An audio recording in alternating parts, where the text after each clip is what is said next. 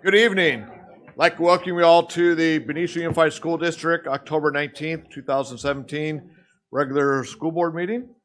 Would you all please stand and join me in the Pledge of Allegiance? I pledge allegiance to the flag of the United States of America and to the republic for which it stands, one nation, under God, indivisible, with liberty and justice for all.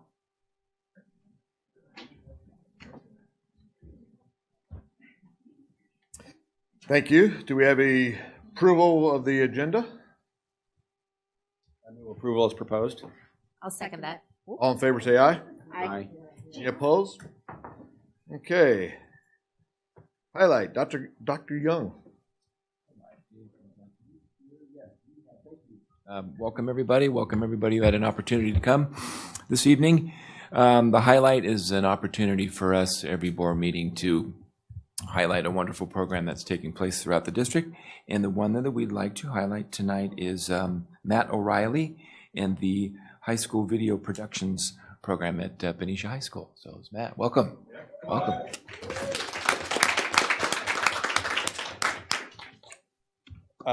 Okay, so we are Panther TV production, and what we do is we basically every week we put out a episode of what's the happenings at Benicia High School. I consider myself the CEO of this company. I like it. As you can see, we're missing one component here, but this is actually almost the entire crew here, and these guys work so hard to produce something every week, which you can imagine is just, I mean, it's hard for me to do stuff once a week. So, and these guys don't look at me as the CEO; they look at me as the big brother, which I'm okay with. But anyway, when I first started at Benicia High School, I really wanted a way or format for students to be participating in the happenings of Benicia High School and active in making decisions of what and how their peers receive information. And so I started to think about, okay, how can we make and turn one of my film classes into a broadcasting class? And so I started off really small, then it kind of gained steam, and now we're back to kind of something that I can actually handle within another class. And so I have these awesome students here, and they are going to talk a little bit more about the process and what they actually do for Panther TV. And I believe we have part of an episode from our second week this season, and this is the 5th season of Panther TV. So I'm going to have these guys come up and talk a little bit. First, say your name. My name is Anders Knutstad. Welcome. In past years, Panther TV has been an informational series that lets students know about events and other things going on throughout the week. We saw this show as something with untapped potential and sought to create a show that not only informed the student body, but entertained them as well. The problem with past years was that the student body was not engaged in the show, and the teachers saw no reason to play it. It's mandatory now, but based on the feedback we've received from teachers and fellow students, we've been accomplishing our goal to give students something to look forward to. Next we have Chris Weldon. Hello, I'm Chris Weldon, and there's hard work and dedication in all aspects of the show, and our small eight-person crew works diligently to come up with fresh, interesting, and comical ways to deliver the information given to us. For instance, in our first segment, we usually talk about events hosted by the school or clubs, such as carnivals or dances. But this info alone is not enough to gain the short attention span of the general student body, including ourselves. So we come up with a way to deliver it with an entertainment factor, such as sprinting full speed uphill, sitting at a desk in an area where many students have to walk around us, and even going so far as to put a desk in a pool and we go underwater in full suits. Hello, I'm Carson Rendell. We go to great lengths to make this show something that people enjoy. We work during lunch and after school. And as you can see, we take our weekend, well, you can't see, but we take our weekends off to do off-campus shoots, which allow for interesting concepts and backgrounds. We do this because we like it, and it's fun, and it's nice to make something that people enjoy, and we find joy in its production. Things like our new schedule and expensive equipment certainly aid in our productivity, but we would make this show regardless of the credit we are given or the equipment at hand because we genuinely care about our work. This is Aaron James. So with passion, hard work, and the guidance of our teacher, Mr. O'Reilly, we have produced and will continue to produce an interesting, entertaining show for the student body and for ourselves. So just really quickly, I want the other people to come up and just introduce yourself and wave. I'm Iris Sampaio. You're on, yeah. I'm Iris Sampaio. I'm Taylor Child, the longest member here, and I'm proud to say I'm glad to serve with these great people. I say this is our most creative season yet. He's been with us 3 years. All right. And I'm Phoenix McGee, and that's about it. So. The last thing I just wanted to mention is that in the 5 years I've been doing this, the cool thing is that I find that now we're teaching them the soft skills that they need when they leave Benicia High School. And that's a component that is seldom seen in some other classes. And so I think that these guys are going to be fully prepared when they leave Benicia High School. So I told them that you might ask some questions. So if you have any questions about Panther TV, we do have, it's up on YouTube, and I think we're going to show you a little clip. And then we also, you can check it out on Benicia High School's website. So. Sure.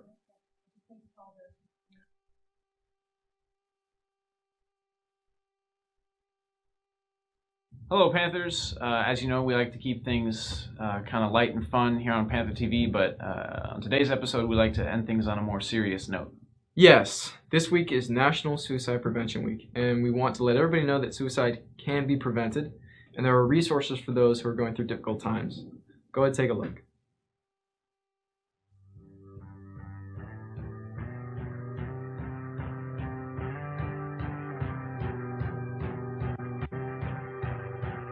You can help. Talk to a friend. Talk to a teacher. We have a Sources of Strength here at our high school. It is run by both teachers, students, including myself. Our main focus is to help one another out and make this high school a positive-based community. If anyone needs any help, please contact a Sources of Strength student, a teacher, or including myself. Or better yet, come to a meeting. If you know someone's struggling, report it before it's too late. Call the Suicide Prevention Hotline. Let's come together, Benicia High School. You can prevent suicide.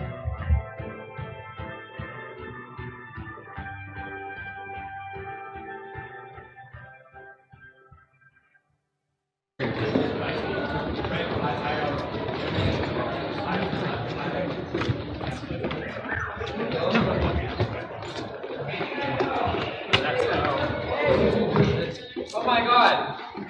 Am I on TV right now? Am I famous? No, you can't do that. Are you serious?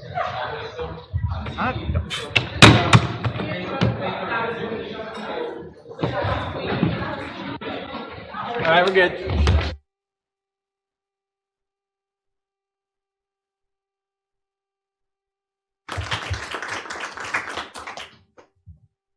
I want to thank you all. I've followed Panther TV over the years that's been happening, and this year truly is one of the best I've seen, and I know a lot of it has to do with teachers, but also the talent of you guys and ladies, and just thank you for that.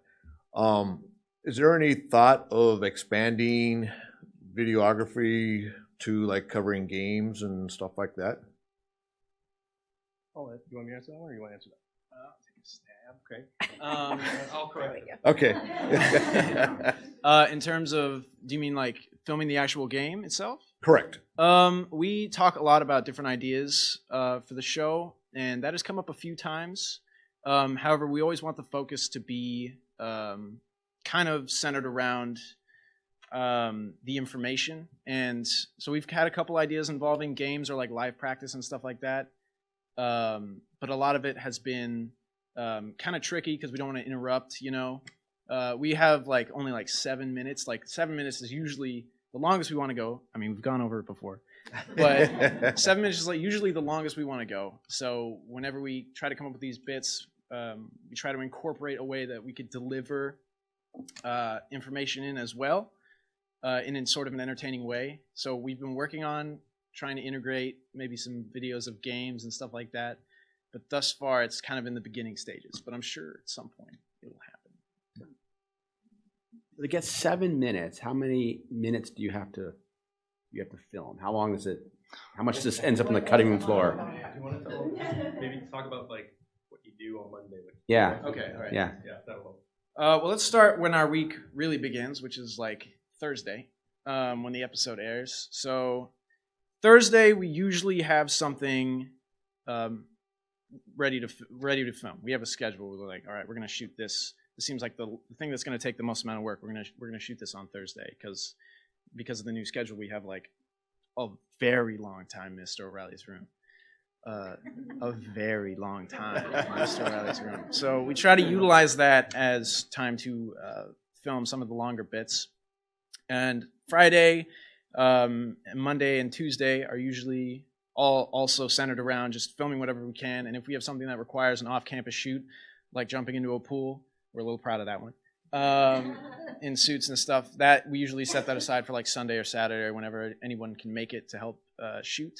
And then Tuesday is when all the editing happens and we boil it down and we break it down to the final product, and then we upload on Wednesday. But to answer your question, I would say it really depends on how many takes. You know, sometimes some will take like 6 takes. Sometimes it'll take 2 or 3. So I would say probably the maximum raw footage we could have, maybe like 3 hours at the absolute most, though. So what kind of equipment are you using? We use a Canon Rebel TSI provided by Mr. O'Reilly, and but besides that, we have pretty much provided all of the equipment ourselves. We have 3 digital audio recorders that are all belong to us. We have 1 boom Rode microphone that we also utilize. What else? Our phones. Yeah, we use our phones a lot of the time because, sometimes the quality is like you almost can't tell the difference. I mean, if you look real close, you can, but we don't talk about that. So is there anything I'm missing? We use computers to edit, but that's like all the equipment. It's not crazy. It's not a crazy amount. You assign yourselves to each different responsibilities. Is there an editor? Is there a writer? Sure, come on up. Yeah. I want to hear you on TV. Yeah, usually we try and integrate the entire group into the episode as much as we can. So usually we'll assign different sections to different people. Mm-hmm. So for instance, this episode we had Iris and Chris write the monologue, which is like the opening thing that we do. So they wrote it and they acted in it, and then usually Anders and I are the ones that edit it, just because we can gather all the footage and we live close to each other. So I'll go over to his place and then we'll work on it, and then but it's a group effort. Thank you for doing it. I have a question. I thought that your piece on the suicide prevention was really great. It was super accessible and felt warm too. And I'm curious if you guys had any feedback from students or around on the suicide prevention. Yeah. Not exactly. We do get a lot of student feedback, just like walking around or something like that. Mm-hmm. But we did not hear anything particular about that suicide prevention piece itself. Although I do agree, it was good writing, and it was written by Chris, I believe. Yeah, it was nice. I'm sure it did make an impact. We hope. Yeah. And also, it's so fun to see you guys so excited about what you're doing. It's infectious. And it's really just like, it boils down to like just being passionate about it. Yeah. And I think that's like, you could ask like, why? Is it because of the equipment? Or it's just, I think it really just boils down. It's like, what we really want to do is like make this show the best we possibly can. You one on the board. I mean, we got some ideas in the works. It might be a little boring. Yeah, it'd be a bit boring. Now that's the skill we're looking for. Yeah. Right. I'm sure, Charles, you jump into a swimming pool with a suit on, right? Yeah. Thank you. Well, thank you. Thank you very much. Yeah. Thank you for having us.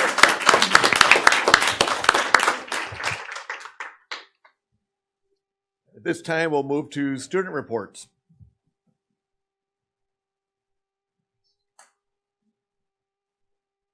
to Liberty or the high school? Who's starting? I'll start. I'm Janessa Bartholomew. I'm in leadership at Liberty. And this week, not this week, what am I saying? Next week, Liberty will be participating in Red Ribbon Week.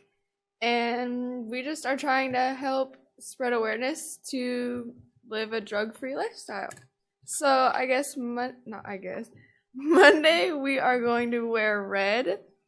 Tuesday we're gonna wear tie-dye for peace out drugs.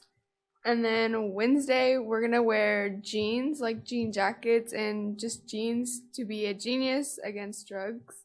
And then Thursday we're doing team up on drugs and like wear sports gear. And Friday we're gonna do scare away drugs in our Halloween costumes. And that's gonna be our little Halloween flair in there.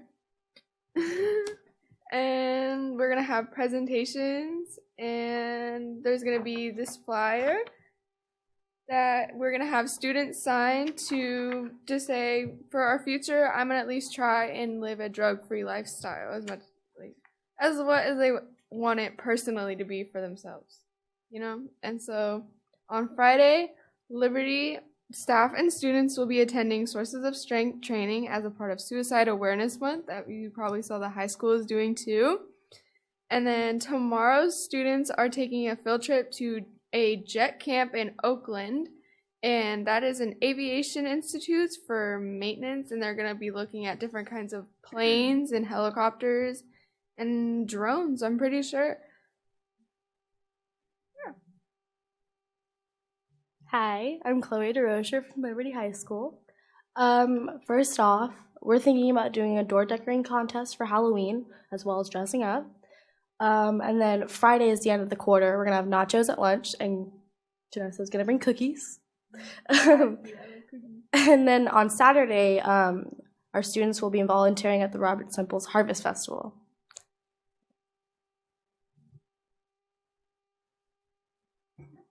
All right, hello everybody. I'm Alex Torres. Before I talk about upcoming events, I just want to apologize for not being here the last board meeting. It slipped Christian and I's mind. Does that mean? Yeah. We just totally forgot. Won't happen again, I promise. And Christian was unable to make it tonight because he had to be with his family tonight. With that being said, upcoming events. Boys water polo is currently playing right now against Cal Meriton for their senior night. Band has a review this weekend on Saturday at Santa Cruz. And next week is Homecoming Part 2. So last week, we only had a half week of homecoming. But we're going to have a full week next week. We're starting all over, and we will be having our carnival on Thursday, the 26th. Friday will be our rallying game, and Saturday will be our homecoming dance. That Saturday as well, band has another review. Just thought I'd bring that up. And then the week after that, that will be our Red Ribbon Week. But we're only going to do 3 days. And the reason to that is because having people dress up for homecoming and then having them dress up again for the next week, it gets a lot for them to dress up and they start to not participate. So that's why we only limited to 3 days. And that is it for upcoming. And for past events, we had our homecoming. During our days off last week, many of the high school students volunteered at Northgate Church in support of the people who had to evacuate from the Atlas fire. Yesterday, our boys water polo team won league championships against Dixon. And yesterday as well was girls volleyball and tennis senior night. That's it. Thank you. Superintendent report? Very good. Good job, you guys. So just a couple of items. Trustee Morgan and I last week were able to attend the City Planning Commission meeting to share our thoughts about the discussion on the potential of having a cannabis ordinance in town, and we have a resolution that we put together that we'll read later on in the board meeting. couple comments about the fires that have been taking place in Northern California, and obviously a catastrophe and affecting so many people's lives so terribly. And we had to respond to that in town because of the quality of the air. We were having to respond to that last week, and we had an early release on Wednesday, and then Thursday, Friday we did not have school. We followed suit with the other school districts in Solano County, and one of the questions has come up is, will we have to make up those days? And in working with the state superintendent of schools, Turlickson, and our county superintendent, we're getting very strong assurances that school districts that were affected by that air quality and fires, that we will not have to make up those days, and we will receive the funding as if school were in place. So that's very good news for us, if you can have good news in a difficult situation. Also, we debriefed as a management team regarding the early release process on that Wednesday, and we think we did it pretty well. There's a lot of kids to move out of a school quickly. But we always like to get better with the way that we do things, and we got some feedback in ways that we could do that maybe a little bit smoother. So we talked about that this week, didn't we? To see how we can continue to get better around those efforts.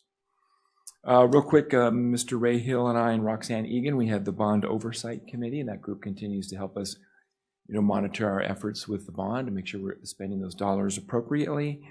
And also once a month, last year, actually 2 years ago when I started, meeting monthly with the PTA presidents, but who we've added to that group is the school site council president, so which is nice. So we get together and we talk about from the PTA's perspective and then the parents' involvement in school site council. So that's nice. We had a meeting this week.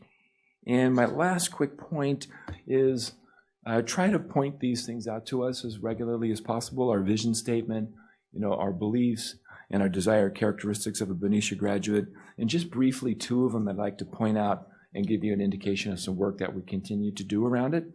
So two beliefs that I'd like to point out: that students reach their potential when they are engaged, encouraged, challenged, and supported in the pursuit of their interests, passions, and talents. And another one is, we believe all students are creative, unique, and can learn. And I wanted to point those out because when you hear the SIPSA reports from the middle and high school, both high schools and the middle school this evening, you will see the work that they're doing with the REACH survey, and each letter in the word REACH talks about the kinds of activities that teachers can do specifically with kids to get at those beliefs, and they set some specific goals and actions around that. So there it is, Superintendent's report. Thank you. We're going to start off our board reports, and we dismissed early last Wednesday, and then of course Thursday and Friday. We had a lot of our students go to Northgate, and including our principal of the high school, Brianna, was there every day, including Saturday and Sunday. And what they were doing, Northgate became a donation center, and they offloaded and loaded to trucks going up to the evacuation areas. If I say 100 trucks that left, there's probably 1,000 cars that came in with donations. And our high school kids, mainly our football team, wrestling, cheerleaders, water polo, but we also had our some teachers there, and we had elementary school students. They ran that facility, and every time I went over there, they were so involved. I mean, a car would pull up and tons of students would go out there, empty it. They organized all the material, the food, the water, and then they loaded trucks for taking it to the different locations that needed specific items. I just want to thank all of our students, our staff, and Brianna for being there for all those times. I kind of whispered to Brianna, I think Friday night or Saturday, said, that's why we closed the schools, because you guys could all spend your time over here. But, our student could have stayed home or did whatever, but they chose to get involved in our community in this evacuation and support effort. And just thank you for all of our students, and just pass that on. That meant so much. And then just today and tomorrow, we opened up our high school football field to the teams that haven't been able to practice all last week, who still has games on Friday night, but they don't have access to their schools. So that was another thing that we was able to do here in Benicia, And it's just, yeah, it makes you happy to be part of this school district. So that's my 2 cents. I think I absolutely have to agree with you. I was going to mention that, but I think you did a great job of covering it. So I just have a mentions from my colleagues. Last week I gave you a date of November 6th for CSBA for the roadshow and training. And in light of the fires, because I don't know if you are aware, but our Region 3, which is what Benicia is in as part of the California School Board Association, we are about the only county that was not truly touched. We include Mendocino, we include Sonoma, we include Napa, and we include, well, and Santa Rosa, which is also part of Sonoma, but basically, as we said, our Region 3 is in distress, and there's no way that we can ask people to come down and engage in a productive meeting where anybody is going to feel like they're gaining anything. So we actually got permission from the state CSBA office, and they're going to move that meeting to March 5th. And you're okay, so we're going to celebrate Celeste's birthday. So anyways, I was glad they heard us, that we were concerned about our region, and the folks in our region is, right now they're grappling with, is there a school? And if there is a school, where are the children? Where are the teachers? Are the teachers around? Because there was no one that was not touched by this fire, which is still burning as we talk. It seems so bizarre. But anyways, just want to let you know that's been canceled, because I know you all wrote it down last meeting when we were here. So no meeting, you're free. So, and I want to thank you. And again, I want to thank the community and our kids and staff.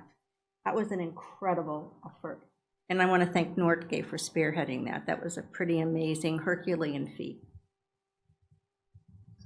I'll just echo the response, but I want to thank the parents too, because dropping off my son at Northgate, and we went to Costco, and we saw all Benicia there. Right, everyone had a pallet, and so it really was quite heartwarming to know we live in a town like that. The other thing I wanted to share, I wanted to reflect a little bit on my on the planning commission meeting that Dr. Young and I attended, and not so much on the substance, because I know we're going to talk about that later, but attending that process, and I was there until after midnight, and it made me really appreciate the district office, the administration. Because I watched 7 planning commissioners grapple with a very difficult topic who got no support or information. I can't tell you how many times in that meeting people would ask questions. The answer is, we don't know. One of the planning commissioners said, this happens all the time. We ask questions, but we're told we don't have sufficient resources among the district, the city office, to get the answers. And so, one of the things I have noticed on my time on the board is that we make really difficult decisions here, and we have to balance difficult topics, because not always there's a right and wrong answer, and not always everyone's in agreement. But we've always made informed decisions. And the only way the board, my colleagues here, are able to make informed decisions is because the district office does the work and the analysis and gives it to us. And so I really want to express my gratitude and my time on the board for the work your team does, Dr. Young, to make us effective as a board.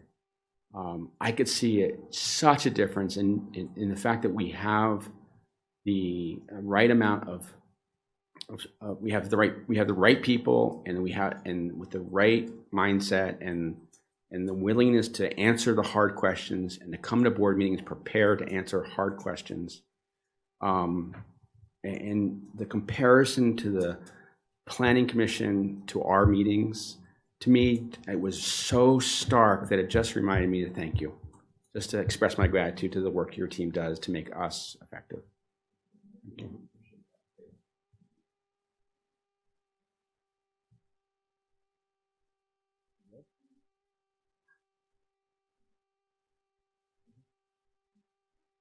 Okay.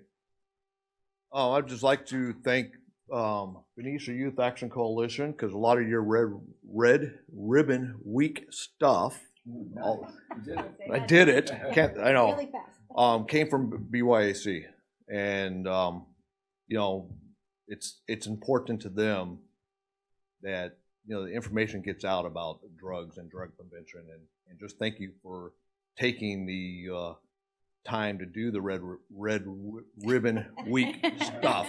So thank you for getting that information out. Gary, before you move on, I noticed that Principal Kleinsmith arrived after. I was just going to make her Very come up here gracious. to the podium. Thank yous.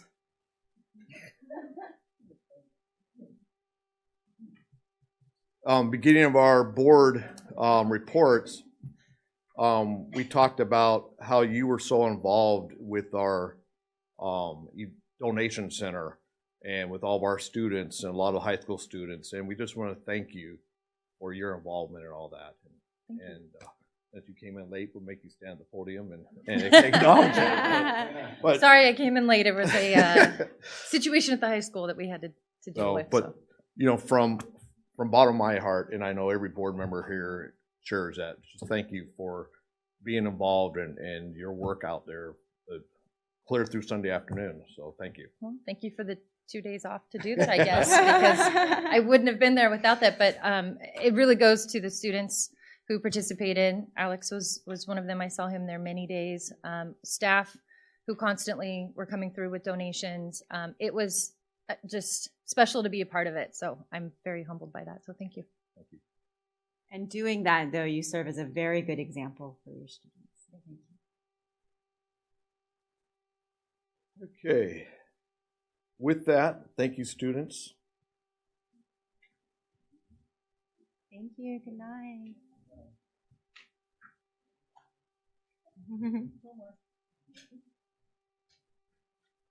This time we're going to move to comments from members of the public. Members of the public may address the board on any item within the board's jurisdiction. Cards which may be completed requesting to address the board are available at the back table and may be submitted to the board secretary at the meeting. The governing board allows speakers to speak on agendized and non-agendized matters under public comment, and comments are limited to no more than 3 minutes per speaker. And by law, no action may be taken on any item raised during the public comment periods, and matters may be referred to the staff for placement on a future agenda of the governing board. John, you want to come up, please?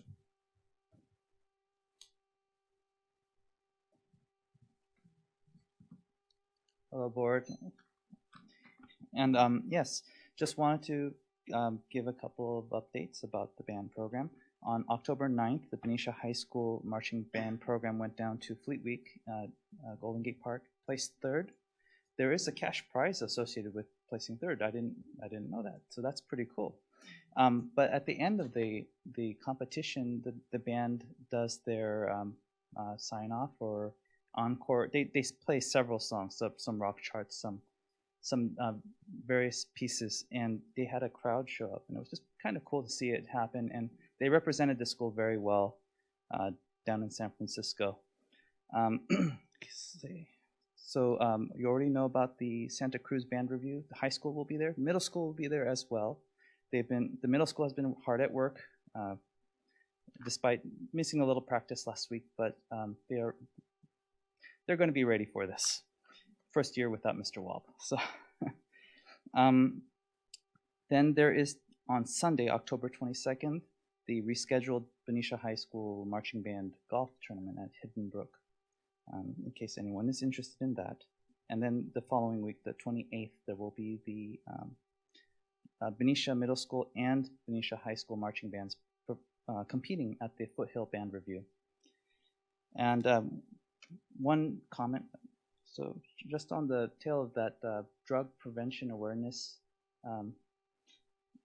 are we really going to have a dispensary in town? Okay, and that's all I have. Thank you. Is there any other?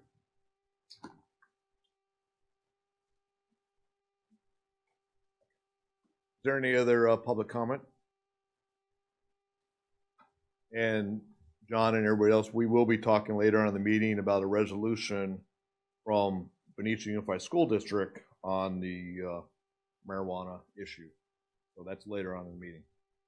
Well, this time I will close public comment and move to consent calendar. All matters listed under the consent calendar are considered by the board to be routine and will be approved by the board in one motion. There will be no discussion on these items unless members of the board, staff, or public request specific items to be polled and discussed. We have a motion. I move that we approve the consent calendar as written. Second. Okay. All in favor say aye. Aye. Any opposed? Okay, that passes. Does the, I know in particular, one in particular, field trip got postponed. Do they need to get our approval again? For the particular trip? Yeah, that we approved last meeting, but now because of the fires, it was postponed until December. I will have them submit new paperwork with the new dates. Okay.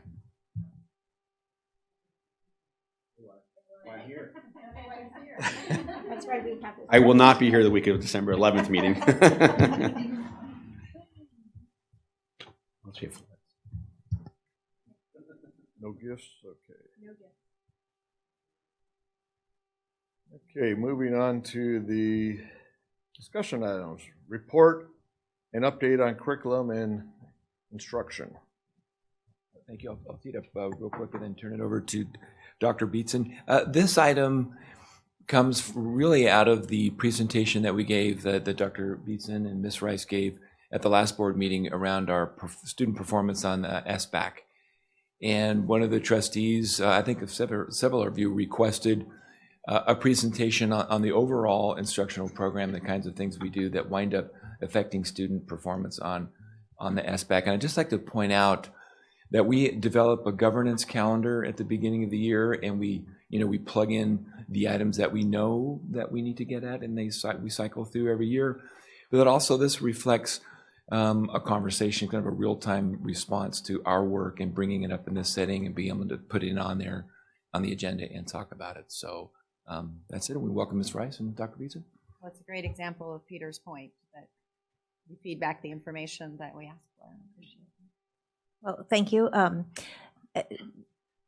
We're very honored to be able to tell the story of the hard work of the teachers and staff at Benicia Unified.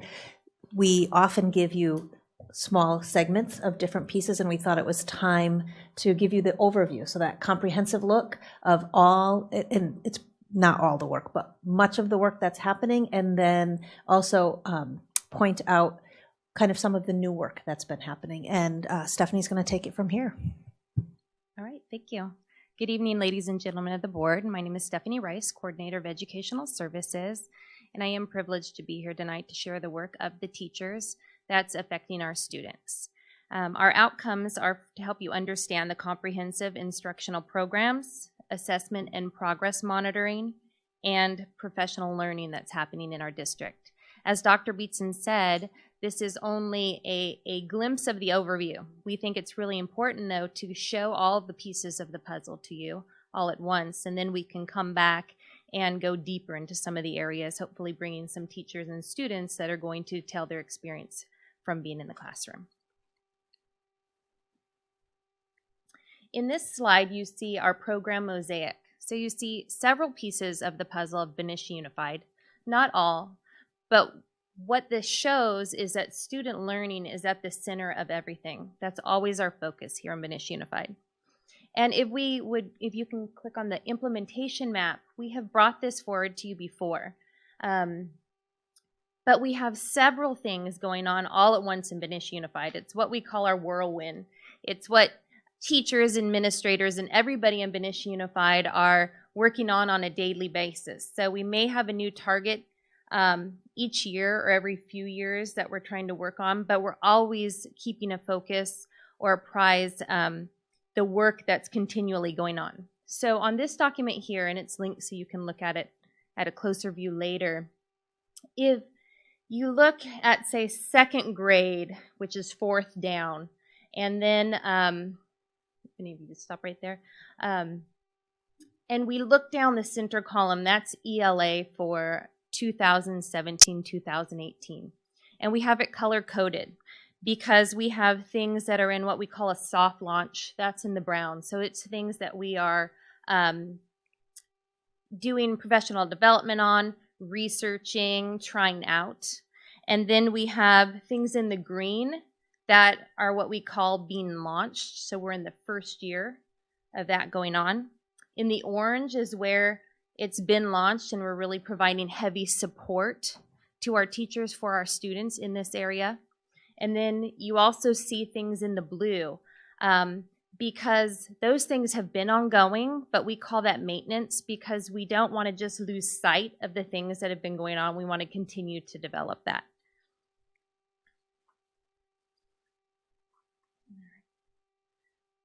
So next in the slide, we have literacy. It's all right. I appreciate you doing that. I won't complain.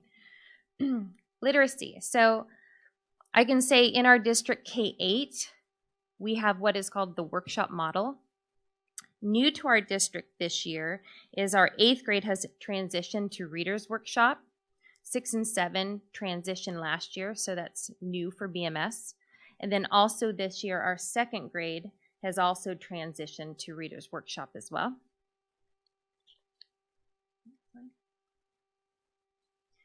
In mathematics, we're a TK through 5 everyday math district. And in 6 through 12, we're a CPM district, so we're unified across the board in our curriculum. Some things that we have added for enrichment this year is one thing we identified in elementary school or in elementary was a need for more focus on problem solving. And so this year, our focus was on number talks. And the teachers participated TK through 5 in some professional learning at the very beginning of this year in number talks. And the power behind number talks is that it provides a structure for a teacher to bring a safe, productive environment for students to be able to come together, solve mathematics mentally, and then be able to share it out loud amongst their peers in a safe environment.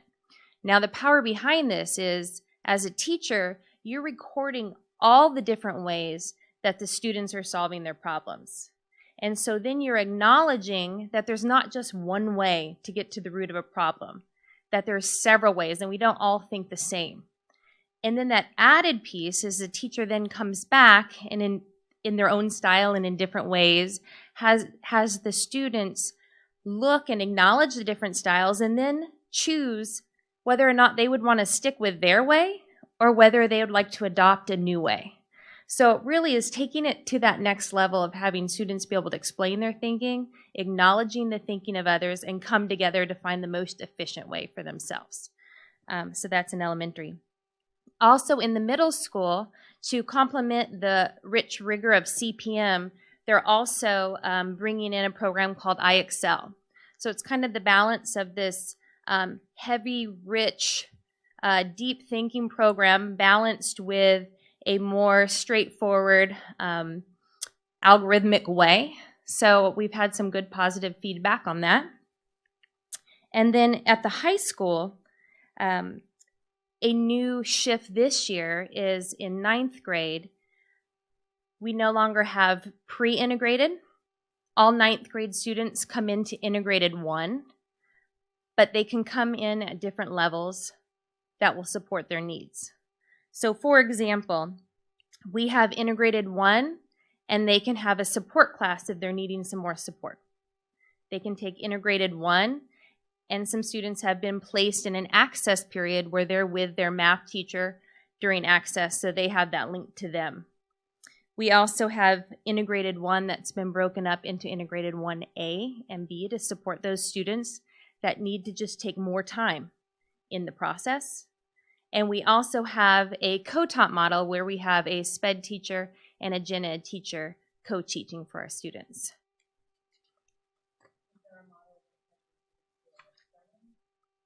Well, we have they all enter actually in integrated 1. So the excelling piece would be through the program, which is in CPM. So in CPM, there's low floor, high ceiling problems. They grow as they go. So with this program, students are able to enter where they need to be and keep going.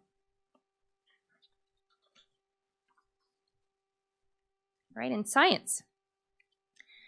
Science, we're at different levels with our NGSS. We're either exploring, which is our TK through 5, which again is professional learning for our teachers, and also in 8th grade and 10 through 12. In 6, 7, and 9, we're in full implementation of NGSS. And today I had the privilege of being in a 9th grade NGSS physics class, and it was actually part of their block schedule. So I got to see how it was Andrew Phillips, how he introduced his lesson with NGSS. They introduced it with a phenomena. It's always something to get the kids thinking first before you feed them information. So he showed a video, and the background is forces in motion, but it was magnets and how they were reacting. So the students then had to write their observations. They had to form questions. They had to come up with what they thought was going on, and then also think about what another experiment might be to also test what's going on. So they first worked individually, then they came together in teams and were able to bring their knowledge together in a team format. And then after that and sharing out, they broke off into labs and they did another experiment that tied into the concept, but took them further and in a little different avenue. So it was really powerful to see that, and they just started that this year. History Social Science. We're also in a soft launch on History Social Science. In our 6 through 12, next year we will be in a soft launch for our TK through 5. And this year, and actually next month in November, our BMS entire history department has decided to go to some professional learning together so that they can learn alongside each other. And the shift of this, like with any Common Core, it's really going deeper into the concepts and providing a more inquiry-based learning environment. The next one, our CTE, the new components to share with you at our high school, I will point out is the construction and building trades, the basic welding and automotive training, and the intro to medical careers. And we're just really excited to be able to offer so many different avenues for our students. And that leads into electives. We have a wide range of electives for our students. Some of the newer focuses is our 4-5 music at the elementary sites. BMS WillWorks keeps growing. And again, like I mentioned, the high school CTE. This next slide just gives you a glimpse of some of our enrichment. That first one is the coding that our elementary 3rd graders are learning in WillWorks, where they're actually creating their own games through code. And that second one is an advanced art piece that Pat Hall and our tech integration coach, Alberto Barcinas, worked with the advanced art class, and these are our middle school students producing that work. It's pretty amazing. Technology is going well. Some highlights. BMS is going to have their first Lego League team in which they're planning to take this team to a competition. It's a robotics and coding team, so that's really exciting. BMS also in their science is going to incorporate some 3D printing. The science department is planning on creating their own water molecules to go with what they're doing. We have coding with microbits in the elementary, and of course what I showed through CTE happening throughout the high school. So it's really exciting work. And then on the bottom we have COPPA compliant. And that's something this year, that's Children's Online Privacy Protection. And our technology department, coupled with our technology coach, really did a lot of work digging into this. And they created some guidelines for our teachers, different apps and regulations, and also created a form to give parents information and then an opt-out right as well. The next one is our positive behavior intervention support going on, and that is district-wide, so that means we have consistency and positive reinforcement being studied and learned and done across our district, as well as we have restorative justice at Robert Simple, LHS, BHS, and BMS. And I've noticed a shift going around to sites. It just has a really great vibe. I was just recently at BMS and having a conversation with Damian Scott, principal, just telling him it feels really good. And I noticed this presence. The teachers are out and about greeting kids or being just present in the walkways. And kids are it just feels really great. And one of his comments was they've noticed a shift in students coming to the office, but they're coming to the office to talk out their problems and wanting to have someone there to help support them in that. So I think that's a testament to that and the teachers. Coaching, we have 2 TK through 5 literacy and math coaches in our elementary. We have 1 6th through 8th math coach at BMS. We also have 1 TK through 8 technology integration coach and a 20% support coach for our NGSS shift at the high school. And currently, these coaches were only in October, have served over 40 teachers in support. And this ranges with working with individual teachers and grade levels. They do modeling, they do co-teaching. They also provide support in grade level collaboration. And that's just to name a tip of the iceberg. It's going really well. We also have intervention and ELD support in our district. We currently have 194 students being served in the elementary schools and 125 at BMS. At BHS, we also have ELD section, and I spoke to you earlier about some of the math supports that we also have in place.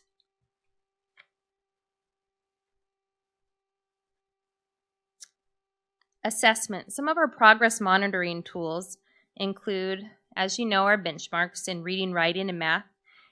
And our science departments in middle school and high school are also working on developing some science assessments. We're also using interim assessments and the blueprints to support CASP, and we're analyzing our CASP and CAS data.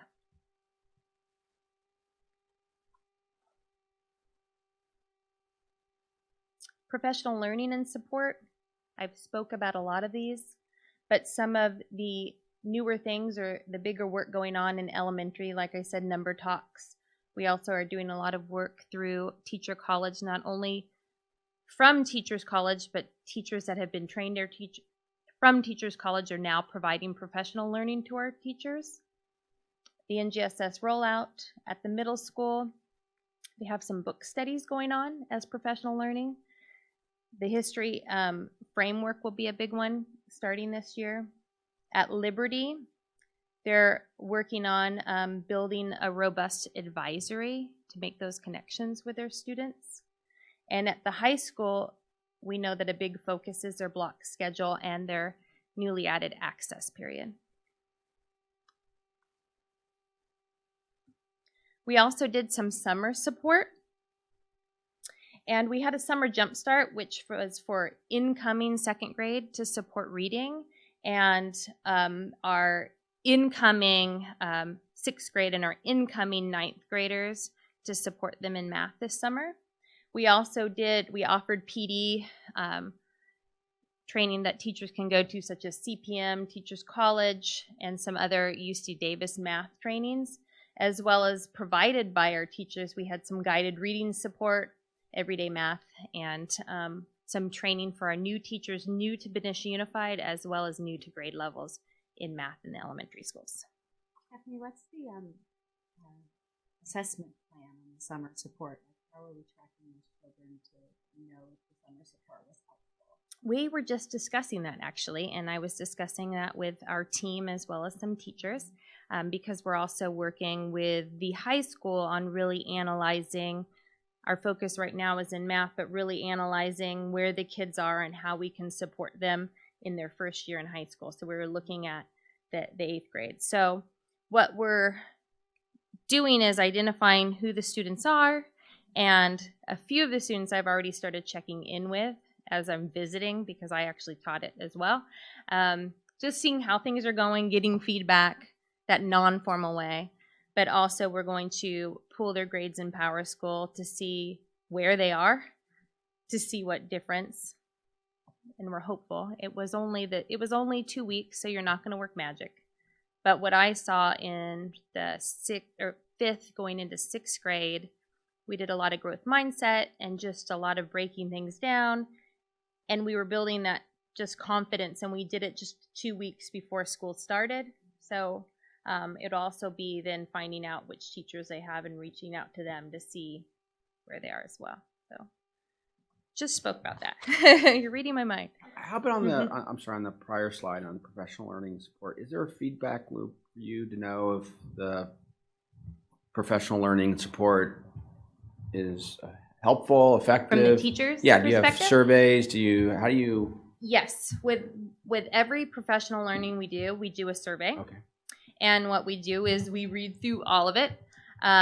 We then take suggestions from there in our upcoming planning. We can't always reach everybody's want and need, but we definitely try to take the perspective from the whole.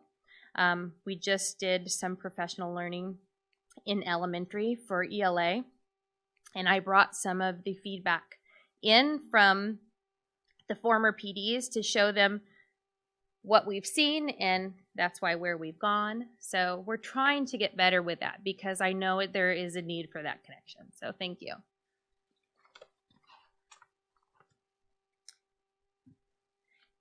And school-wide organizations, in elementary, we have the individual classrooms, but we definitely have moved across the board to a workshop model. In Benicia Middle School, they've moved to core teams where they have their different departments coming together as a core so that they have more connections with their students. And then Liberty, I had already mentioned the robust advisory, and it'll probably be spoken on, is the internships that they're looking into for their students. And then Benicia High School, again, the blocks scheduling and access period.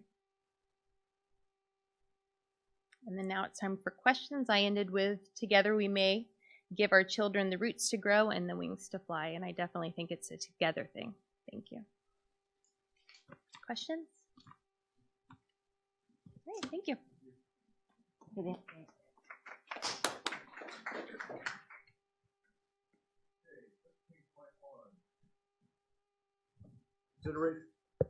I guess I'll turn my mic on. Consideration and approval of resolution number 17-18-05, opposing youth access to marijuana through marijuana storefronts and commercial cultivation.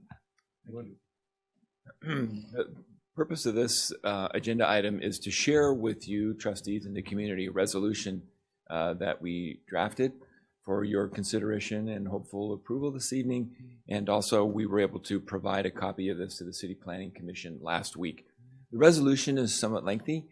And so what I've done is I've prepared some remarks, and what I've tried to do is summarize the essence of a part of it for both main parts of the resolution. So I'll read my remarks to you. So in response to the Benicia Council's strong consideration of passing an ordinance to allow the distribution and production of medical marijuana for medicinal and recreational use, the trustees held a study session on September 25th of this school year to discuss the potential effects of cannabis sales on the health and well-being of our students, and also drafted a resolution that I will share with you this evening. Resolutions, as a reminder, they come in two parts. The section that includes the repeating word whereas, with this phrase, it outlines the potential concerning impact of any given situation, in this case, marijuana sales, and its potential effect on our youth. And the final section of the resolution that starts with, therefore be it resolved, which outlines the recommendations and call for action. The following is a summary of the content of the whereas section of the resolution. Benicia's number one goal is to ensure the safety, security, and well-being of all our students. We recognize and are alarmed by the published research regarding the negative effects of the use of marijuana on the developing brain. Our concerns are reflected in longitudinal studies, one from the American Academy of Pediatrics linking marijuana's negative effect on intellectual function, higher rates of mental health disorders, including addiction, depression, anxiety, psychoses, paranoia, schizophrenia, respiratory illnesses, asthma, and immune system suppression. Another deep concern is reflected in the publication Marijuana and Tobacco of May 2017, which illustrates that adolescents aged 12 through 17 have the highest use of marijuana in states with legalized sales. This is accompanied by a decrease in the perception of the negative effects of marijuana. This statistic can also be found in our own California Healthy Kids survey data. In a report by the California Department of Public Health, frequent users of marijuana demonstrated a decrease in IQ, impaired school performance with a 60% less likelihood of graduating from high school and a 60% less likelihood of graduating from college. Studies also indicate marijuana accounting for most youth drug treatment admissions. Because of these documented grave concerns on the health and well-being of our youth related to marijuana usage, be it resolved that the Benicia Unified School District Board of Trustees, and this is the therefore part of the resolution, hereby respectfully requests that cannabis businesses are not allowed in the city of Benicia. That any cannabis business or dispensary in Benicia that may be allowed be located no closer than 1,000 feet from any school, park, or child care center. The board hereby respectfully requests that before any business is licensed, a local tax is developed to provide revenue from the city of Benicia cannabis regulation be set aside annually for BUSD to use to fund counseling and education required to address the potential increase of cannabis use by students that may arise because of the pending regulation of cannabis distribution, production, and sales in Benicia. So with that, I believe we would open up for any discussion and possible. Is there any questions, comments? Yeah, I just want to add on the. I think it's a really important decision, and I know people will have different opinions on it. But what bothers me most is that it's being taken in an uninformed way. The Planning Commission asked questions and were given no information about the impact of the fact that marijuana dispensaries violate federal law.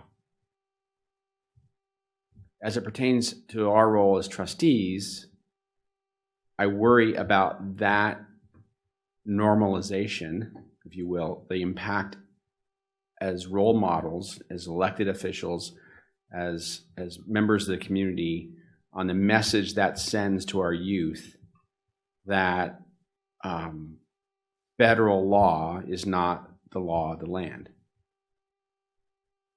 We, as elected officials, I assume the Planning Commission as well, all took an oath of office that includes defending the Constitution of the United States. And I think anyone who votes for this would violate their oath of office. But beyond that, as it pertains to our children, I do not know how anyone can explain to them how to support one nation, as we do in our Pledge of Allegiance, when it's okay to violate federal law. The city has no information as to what the consequences of that decision might be.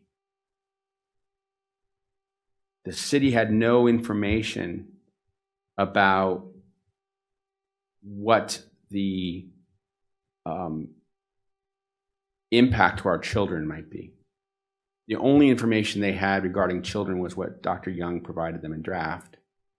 They've done no study, no analysis, and no information was presented about the impact of our children. There were several commenters, ranging from probation officers to parents who spoke passionately about their concerns about the normalization of drug use by its easy access.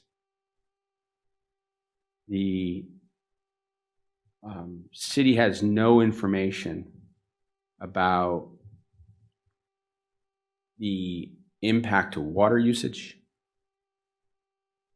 has no information about the aspects of nuisance, meaning the odor that's associated with growing, storing marijuana. The city gathered no information about the toxic chemicals that might be involved in the extraction of plant material, and yet they voted for it. I was astounded to see that a government agency, government body, and elected officials would be willing to cast a vote so uninformed. As I understand it, this moves next to the City Council for first reading and adoption on November 7th. It was clear that they are going to adopt this, which means that your neighbor can grow marijuana in their backyard and you have no rights with respect to the nuisance that might cause you. That as proposed, they are, as the Planning Commission recommends to the City Council, as I heard it, they are not following our recommendation for the 1,000 or 1,600 feet buffer zone. They're taking the state minimum of 600 feet. They're also narrowly defining what is a park that pertains to our children, not to include playgrounds, not to include community centers, not to include churches. As one commentator said, this means that a marijuana dispensary can sit across the street or next door to the state capitol building. The Planning Commission did agree that the First Street corridor and Southampton Shopping Center should be off limits. But again, why? Their logic is to acknowledging that would be a problem for our children, but still being okay with being across the street from a playground. The only park, when they say park, what they mean is something that's chalked for a playing field. Those are the parks.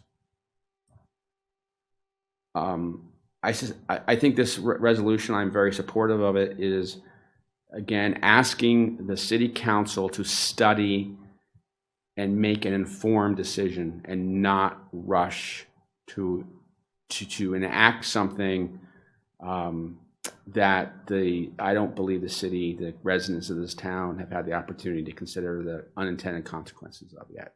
Especially since, as I understand it, we will be the first in the area to do this. I support the resolution to give us time to work together. The city is not, as I understand it, outreach to anyone in the school district to figure out, is there a way to accomplish goals while protecting our children? The city was given no information about what tax revenue might be associated with. It's a pure guess. The state doesn't know, the city doesn't know. The city was given no information what economic impact could be developed. They asked the business office. The business office didn't prepare a report. There's no information about the economic impact, and yet they voted for it. There's no analysis as to what our costs at the district might be. The member of the Solano County Board of Education, Dana Dean, spoke, I thought, very eloquently about the impact on the most vulnerable children for whom this state, the community, pays millions of dollars to help support, how they will be the worst impacted in this, where our locations are, where our vulnerable children are closest to where these dispensaries will likely be. And yet they voted for it.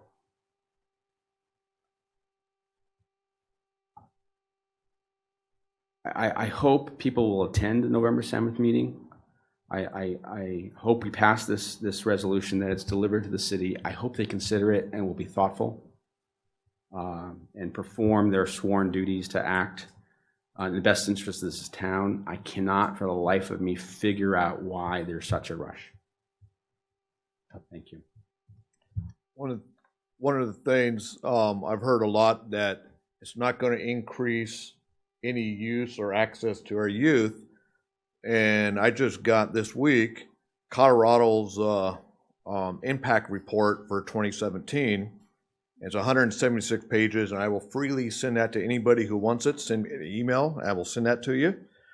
A couple things that pop right out is that 3-year average marijuana youth marijuana usage increased by 12%. They went from being number 14 of marijuana use to number 1 in the nation. Colorado youth marijuana use for 2014-15 is 55% higher than the national average. And it's also our college age students' marijuana use increased by 16%. So it does affect our youth. And this is coming from Colorado from all their information and so it is concerning. Can I just add to that? I think the impact on the district will be far and wide as from a couple different areas. One is we're already suffering declining enrollment. This town, I would hope the city council would join with the school district and figure out strategies to attract new families to this town, to make Benicia the district of choice, as per our mission statement, that people would not think of Benicia when they do Google searches and search for homes, and the thing that pops up is where to get marijuana.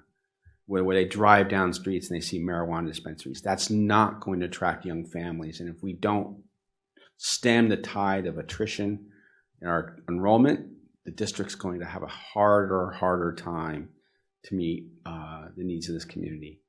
The aspect of the impact on campus, just from the potential of the district, the city council took no action on edibles. Edibles will be legal to be sold in this town, despite what Councilman or Vice Chairman Young told us at our last study session. It was approved the way it was proposed. Edibles will. How will administrators and principals and vice principals figure out whether a gummy bear is laced with marijuana or not when it's on campus? The consequences of not allowing kids to bring food on campus for fear of it being laced with marijuana, the unintended consequences of these decisions. What will the district do when a backpack who is in a parent's trunk smells of marijuana because the parent had just been to a dispensary? Do we call the police? Who intervenes in those situations? None of these things have been thought through, and I echo. We have 2 school resource officers. We pay for one of them, not the city. And yet, the other thing I'd say is the city has offered us not a dime to help support the kids. They've not partnered with the school district. They've not sat down and said, "How do we do this right?" And that conversation needs to happen before this gets passed. They need to understand what will be the economic impact, what will be the tax revenue, what will we do to mitigate the negative impacts. There will be negative impacts. Perhaps they can be mitigated, but they don't know, and they don't know they can afford it. Okay, thank you, Peter and Gary, for that information. I started my letter to the mayor and the city council with "I'm disappointed." And I'm disappointed for all the reasons that you've laid out. And I'm disappointed that they haven't taken the time to really think about the impacts across the board. And the mayor wrote back to me and she said, "We will definitely consider everything you have said." And, clearly they may have considered it, but they didn't take any value to everything they heard the night that from the folks that spoke from us. If the resolution continues to be everything we see as it is. So hopefully this resolution may have some impact, because as we said in September, we don't have the resources to do the education to support the children to be able to battle the impact of the city's decision when it comes to our schools and our children. We're facing huge deficits in budget already. This will only drive us deeper into that without any resources to support us. And so I support our resolution. We went through reams of information and research to come up with this. It's well-founded, it's well-supported, and clearly we did the research that they didn't. Mm-hmm. Well, I can't be there on November 7th. I think I will start writing again, because it didn't work the last time. But thank you. Well, and I think too, we went to the last city council meeting. I forget now what the date was, but it was right after our last board meeting. And what I found incredibly shocking was, and I know we've shared it among ourselves, is they were unaware of the towns around us and the actions that the towns were taking. We are the only other city besides Vallejo that has entertained the possibility of having a cannabis, and yet Vallejo has chosen to not venture into recreational because of the unintended consequences that they're so worried about. And Benicia wants medicinal and recreational. It's only going to be about, I believe Mr. Young said 300 people per day in our city more. I find that mind-boggling. But what I couldn't understand that night, and I posed the question to them, and they could not respond to that either, is all of these other towns around us, Contra Costa County, are taking a stand not to go down the road of marijuana. Just because the state of California has said it can be legal, it is not a mandatory thing to do. This is not a mandate. And yet we seem to be jumping on board and wanting to go because we have this illusion that it's just going to be okay because it's normal and it's going to make a lot of money for Benicia. And I'd like to know where they're getting that data from, because everything that we have researched, every document that we have shared and poured over is showing that that's clearly not the case. And yet the negative impact on our children, on our older students, and even on our general population.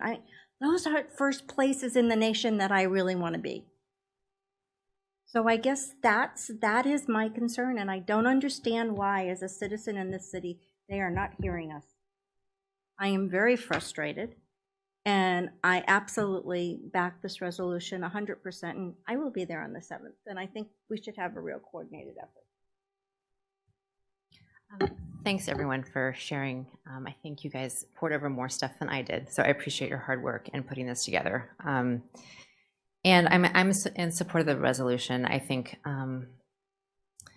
it makes sense that we're making a statement. I also think that even with this resolution, and let's say this doesn't get through the city council, it doesn't pass, we still have this issue in our district, and we still have it really big time, because the reality is, whether we have a dispensary in Benicia or we have a dispensary 10 minutes from here, it's here. And we're in the midst of a cultural and legal change around cannabis. And for me, I mean, there's obvious, well-documented risk factors and reasons not to do it, especially for kids who are growing, where their brains are still developing. But to me, it sort of also just fits in drugs and alcohol in general. And,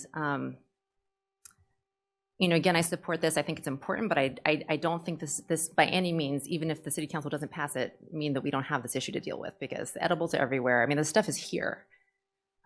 So I think kids still have pretty easy access to it. And then I definitely support the part of the resolution in the thereby section around, if there is revenue, I mean, I don't know how it goes into their how they're, I don't really know the ins and outs of how these things are written and passed. And it sounds like nobody even knows what it would be. So who knows how the money would be allocated. But I think it's, in reflecting the potential impact on our schools and our students and the financial costs and our, like you mentioned, Stacy, our significant lack of resources around in general, and then around what we're able to do for kids around mental health counseling and services, and risk factors and issues that often propel drug use and put kids more at risk of experimenting and doing drugs. That we're definitely going to be, we're already behind. We already don't have enough. So I mean, I would love to see some of that money come to us, because I think that would be like a very responsible and thoughtful response if this does indeed pass, which sounds like some of you think it will. So. The city attorney was asked during the planning commission session where the state was in some of these questions, and the answer was the state hasn't even written the regulations yet. And so the law passed, the state's trying to digest it, and now we're going to adopt permissive, as you say, it's not a mandate, it's under state law. It says, like we have local control, a community can decide for their own selves. And they want to decide with a lack of knowledge.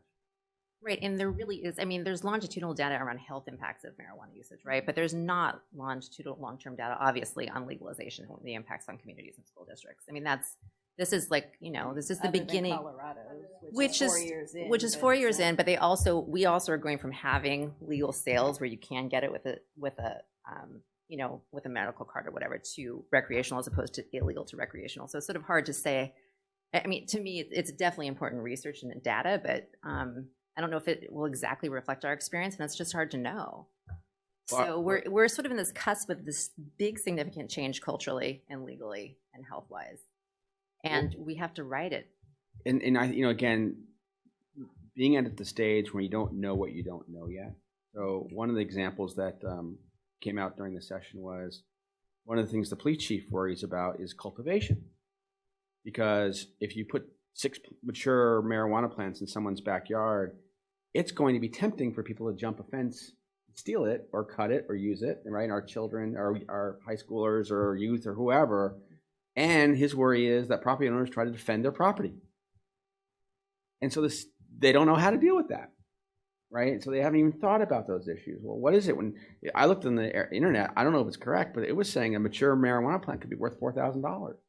If you have six of them in your backyard, and high school kids think they can get some free marijuana by jumping over the fence and cutting it, that's not a good dynamic to have, right? And then they were talking about how much the odor, and if 6 houses on a block were all using their permissive, what that block would smell like, and literally someone says, "Does anybody know what marijuana smells like?"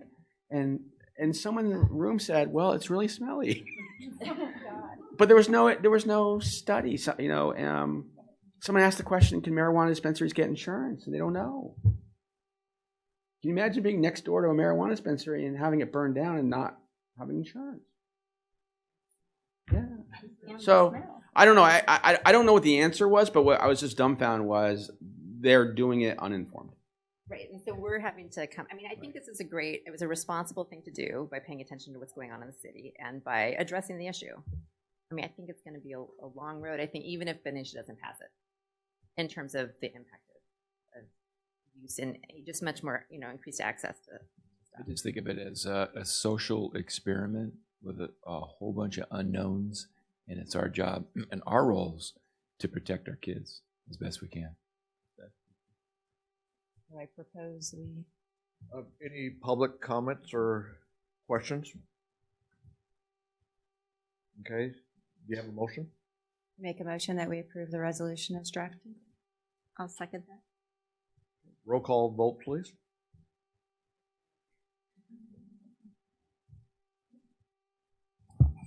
Clerk Ferrucci? Yes. Trustee Holguin? Yes. Trustee Monette? Yes. Trustee Morgan? Yes. President Wing? Yes. Thank you. Okay, moving on. Consideration and approval of the single plan for student achievement for secondary sites.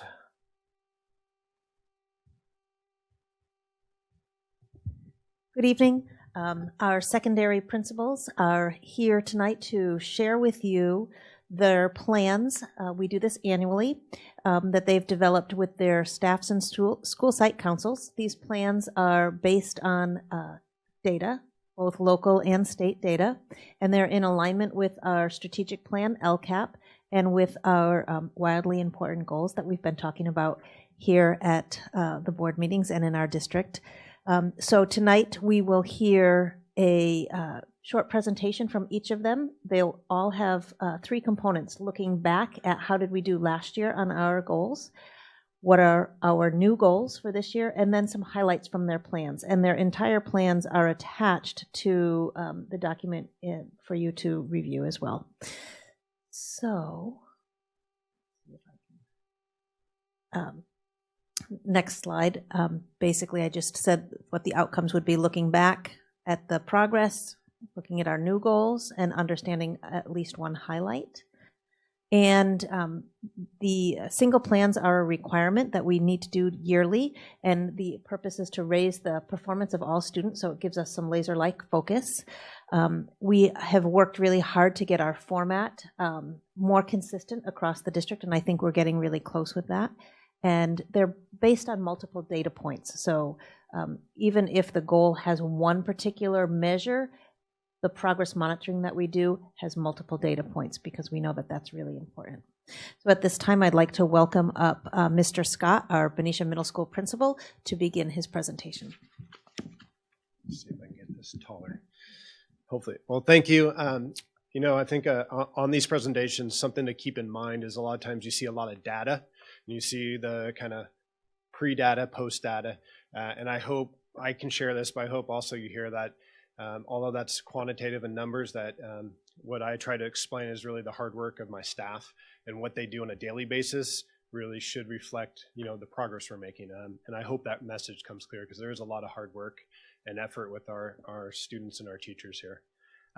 So what you see here right now is our last year's goals. So we had 3 goals last year, and they're really related to some of the core areas that we'll see again in our next year's goals or the current goals.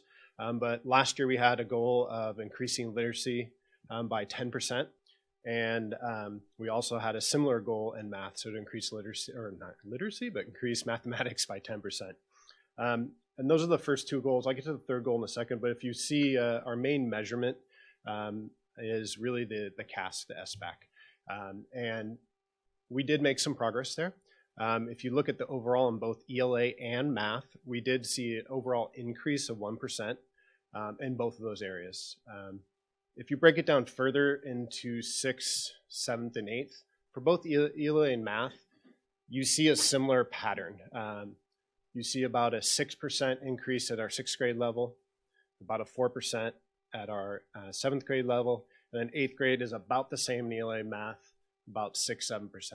The interesting part there is this coming year, we will have for all 3 grade levels, 6th, 7th, and 8th, cohort data. So we can really be able to dig this, you know, once we administer in the spring, how are our kids doing over time? So the data there is sometimes hard to decipher, right? Because you're not saying it's the same kids. So that's a piece that'll be really good for us to have and analyze is cohort data as well as just pure grade level data. And that this year will give us that opportunity to really dig into that. How does the math work? How does a 6%, 4%, 7% increase get to only a 1% overall? Oh, decreased, I see. Yes. So maybe I think I misspoke. So I did misspeak on the 8th grade there. Okay. So yeah, it's overall. If you add it up, one is decrease and 2 are increase. So does that make sense? Yeah. Okay. Good catch. And it's overall, if you're looking at overall numbers. So for example, I have it right here. So for example, last year in ELA, the previous year we had 50% met the standard. This current year, it was, if I can see my notes, we had 51%. Can you attribute what the decrease is for 8th grade? Can I hold that for a second? Sure. I have some thoughts. I'm not the magic ball, but I do have some thoughts I want to mention maybe on the next slide if that's okay with you. Another goal is really about, you mentioned the WIG, the wildly important goal. A big measurement, or I think one of the WIGs that we mentioned is about this reach data. Really that's a climate cultural goal. So we had a goal set last year about that, saying we want 80% of students and staff and parents to report that we're providing a safe and supportive learning environment. We did a student and parent survey, and we had 85% of students did report that we met that goal, and 89% of parents. And we'll talk about what we want to do with that goal. How do we want to move forward? Can we move forward one? Oh, you did. You're on it. So This year's goals look similar. So we are still maintaining 3 areas of focus. So ELA, math, and that climate and culture goal. Now that we actually have the data to look at more closely, we wanted to make a more tangible, kind of specific goal. So if we look at our goals, they're really specifically written. So instead of saying like, hey, what's 1% really mean? What does 10% mean? What is that? So really giving a goal. So overall, if you look at the literacy measured by the SBAC test, we were at 51%. We want to see overall 56%. And then we wanted to look at grade level because we also should look at that. You know, if we have different grade levels scoring at different levels, shouldn't we set a goal that's appropriate to increase as well? So those goals might be different. For example, 6th grade in literacy is 54%. We want to go to 59%. Similarly in math, if we look at, last year we were at 47% of our students met or exceeded on math proficiency. So we set a similar goal. It's 10% really, because 10% of 47 is about 4.7%. If one of my math teachers over there, hopefully she can nod and verify, right? So it's about 5% increase would be on that equals a 10%. So we want to see overall about a 52%. So kind of your questions, if we're looking at the highlight here is, you know, what are we doing and what do we think we need to do moving forward to address this and see these increases? I think we should always be reflective in that process and see, you know, what are we doing well and what things do we need to do to try to help our students? A couple things, if we focus on ELA, this is the 2nd year that we are doing the writing part of the Readers and Writers Workshop. So building in everyone's capacity to do that. Our students are becoming more accustomed to the language being used, the processes in class. This is our first year of doing across 6th through 8th, the reading workshop. So again, there's always a learning curve when you're implementing new programs. You have to support people. I want to give a shout out on, especially in English, not especially, but English in particular is our English teachers are doing an amazing job of implementing that. I've been in their classes a lot, and I'm just impressed about the level of implementation, but also the conversations that they're enabling kids to have about books, about supporting what they're reading, character development, plot development. And along with that, one of our vice principals, Lindsay Dalsky, has really grown her practice in supporting that. She has gone from being an ex-history teacher to being a really pro at Readers and Writers Workshop. So all of those people together have really seen that. Some other things we're doing is some vertical and horizontal articulation. So meeting with 5th and 6th grade teachers and 8th and 9th grade teachers to get that consistency across grade levels. You saw that we do have some reading intervention courses that will help some students struggling in reading. We have some job embedded PD. Another change this year is we have AVID across grades 6 through 8. So those are providing some skills, study skills, time management skills that can help students that might be a hurdle from accessing the curriculum or the knowledge. Another one is really I think I heard it mentioned about the blueprint of a test. I kind of call it, or I steal it from Dr. Young, but the anatomy of a test question. So the more custom we as teachers and students are using the language of how an SBAC question is phrased, the easier it will become to answer that. So the hurdle is not, I don't understand how the question is being asked. If you understand how the question is being asked, then you can share your knowledge. And we don't want that hurdle. So the more often we do that. So right now we're planning on doing some interim SBAC assessments. So in English, November, February, and March. So again, we get that practice. We can also get some feedback from that. Similarly in math, there's a lot of great work. You saw that this year is our first year doing the college preparatory math, the CPM math across all 3 grade levels. And it's interesting to look, if you look at the SBAC, they have 3 claim levels on there, which is problem solving, reasoning, and communication. And CPM is basically that. They tout that what they do is do collaboration, which is kind of communication, problem solving, and justifying reasons. So those are really aligned together. Is there going to be a learning curve there? Probably, but our job is to support each other and support our students in getting used to that and providing PD as we have been, providing support, providing that articulation. Last year we had that 5th to 6th articulation, and we want to keep doing that as well as the 8th through 9th articulation. So we know what our students are coming to us with and what they're leaving with. Another piece is that we've increased our math intervention courses this year. Currently, we have 6 sections of math intervention, 2 at each grade level. And then we're adding in a math academy. So it's after school Tuesday and Thursday where we have one of our certificated teachers running that. So it's not just a come and work on the homework. It can be that, but it's actually one of our teachers there to support people if they need it. So those are some of those kind of steps that we're implementing. It's not all of them. The climate culture goal, so we added the REACH data. So the REACH data we do every other year. So this coming spring, we'll do it again. Last time we did it, which was almost 2 years ago now, we had a 68% overall. And we set a goal in line with the WIG for the district, the wildly important goal, to get up to 75%. I think our site council felt that was a reasonable goal for all the work that we've been doing. Some of the things we're doing there you've heard already, but our second full year of PBIS implementation, our source of strength is our second year right now. And then we're continuing our web program, which is really our transition program from into sixth grade. One of the key pieces with our cultural data is how do we know if our kids are doing well behaviorally. The Swiss system that we're using to track data of referrals give us that really detailed level so we can tell, when our behaviors happening, where are they happening, what time of day, what type of behaviors, are they major, minor? So really you can break it down to those metrics and it's not hard to get that information. And we want to continually try to get snippets of that to staff and really not make it a big production, but get little pieces from time to time. So it's always a constant, like, how are we doing? Can I ask you? Yeah. So how should I think about the goals from like 41 to 45% on overall math for 8th grade proficiency?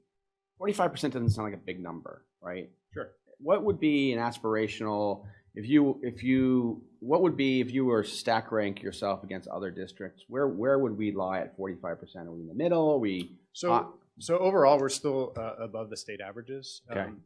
But does that mean that's where we want to be? So in other words, rather than just like moving the needle year to year, where would you aspire to? What would be, you'd say, we're doing it, we've made it. What's the number? I mean, it's probably not 100%, but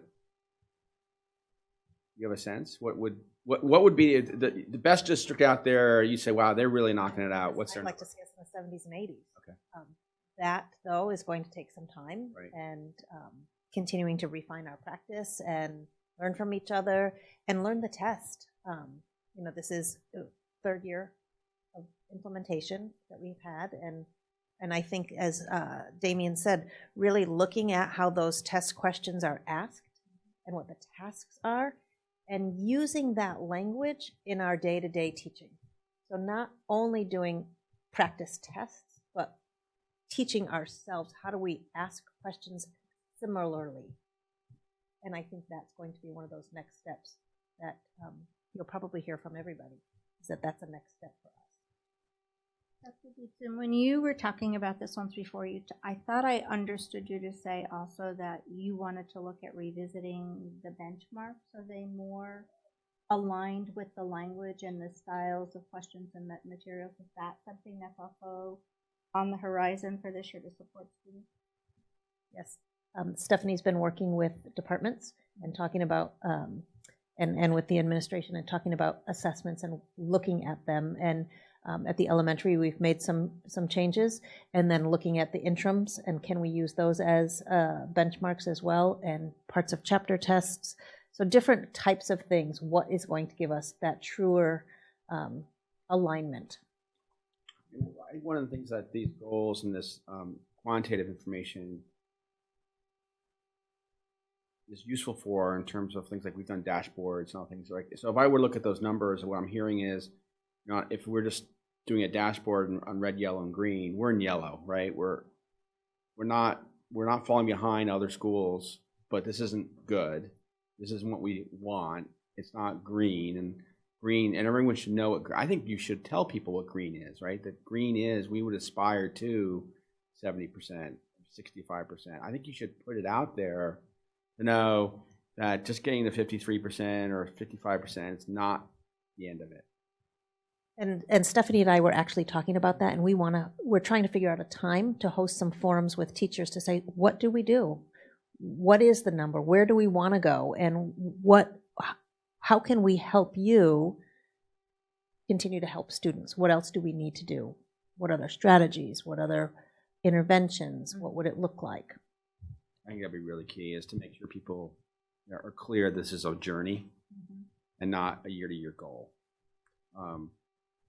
And then the other thing is I'd love to see you incorporate into the climate surveys the concept of promoter score, right? You've done it once before, but the idea at each site, would a parent recommend that site for their student to a friend or family member? I think that simple score, it's an emotional question. Would I send my kid, or would I recommend that school? It just tells so much. I would add that to all of them, but that's just a recommendation. And I know that you did a site survey with your site council, and I know some of the other schools do it as well. They don't ask the question exactly that way, but they will ask about satisfaction, overall satisfaction. But that is one that, that's similar to what I know Dr. Young's mentioned before. That's something I could bring back to site council, and we can ask. I think it'd be great if that survey, every site did it, so that uniformly we knew a promoter score with the same question. We could see different sites, and as parents move from, 5th grade to middle school, do the scores move? But again, it's just, I find it valuable to know. I think when you ask somebody, would they recommend this to a friend, this whatever it is, this site in this occasion, a friend or family, that's a big commitment to ask that question versus just saying, are you satisfied? And we gave that survey last year. We gave it to the broader population, but that's an interesting idea if you gave it by site. I had a question for you real quick, sure. Mr. Scott. So this test, right, this is the third year we've given it. 1 year we piloted it, but we've given it 3 years officially. This is a totally different way of testing kids. This is not pen and paper, not bubbling. Has all kinds of interesting dynamics to it, the cognitive ramp. It's all online. I had a quick question for you. From your perception, do you see the kids and watching them and listening to staff that they've pretty much settled in with this new format? Kids adapt quickly. What's your perception of that? It's still a challenge, I think.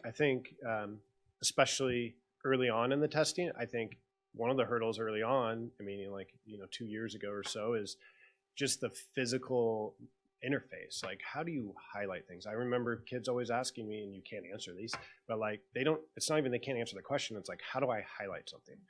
Well, none of these answers, it's not letting me click on any of these for the answers. Well, and I can't tell them, that means none of the things you're selecting is right.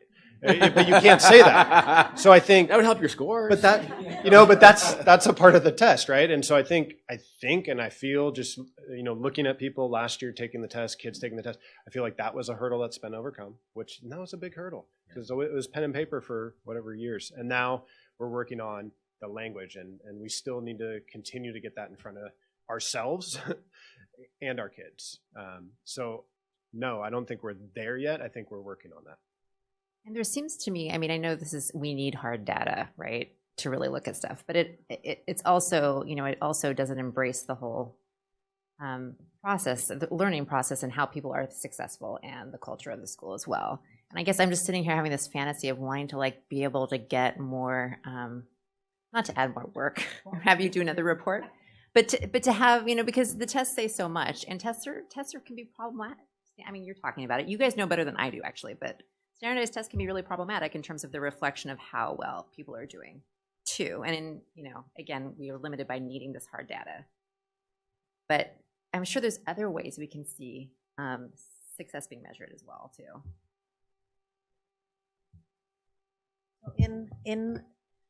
I don't remember if it's the end of November or the first board meeting in December. It is more assessment, but I will bring back to you our trimester benchmarks. And remember, we have some schools on quarters, some on semesters, some on trimesters, so we don't all have data at the same time, but that's when I'll bring you the dashboard. I should probably call it the yellow, red, green, because it's not the 8 dashboard, and kind of where we are. with some of our local data to tell the story. But you're right, it is one measure. It is a big measure, and that's why we continue to work. The more we learn about this test, we look at our own practice and our own programs and our own assessments, and we say, is this predictive? Because the reason we give benchmarks, one is to say, are we getting kids where we want them to get in meeting our standards? And can we tell anything about how we're doing towards moving the needle on this assessment, which is also a measure of our state standards. And the last thing, are we good? Any other questions? No, just one. I think this really relates to some of the things you're talking about. Climate and culture have a big piece to do with how successful you are. And some of the big shifts you heard last week from Soretta Tuttle, one of our science teachers, is about the teaming. And I think that's important because now teachers have a common prep in the core areas, the 4 core areas, so they can talk even briefly. And that's usually way more effective to have a 5-minute conversation, a 15-minute conversation, than once a month having a big event. So you have that ability to have quick conversations about, what are you doing? How is that student doing? What maybe, hey, is something going on with that kid? Did you notice that? What's working for you?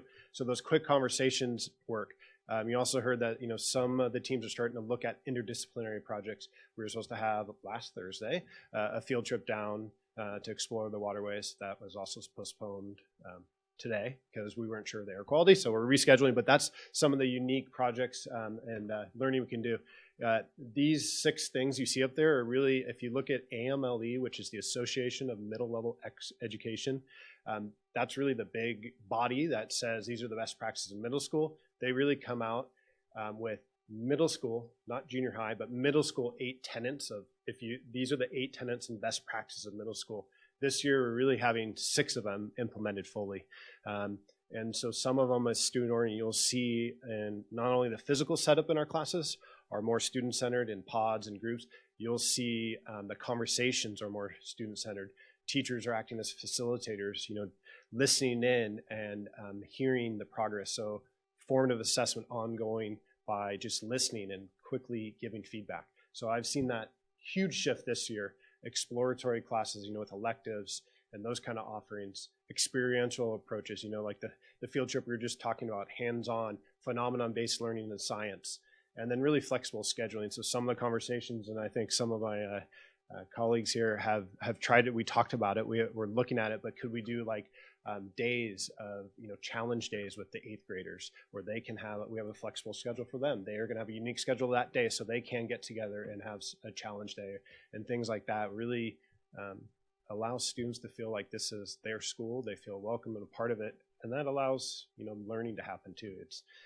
So that's a huge shift, and I really want to highlight our staff for embracing that and really taking the lead on that. So thank you. Any questions? Okay. Very much.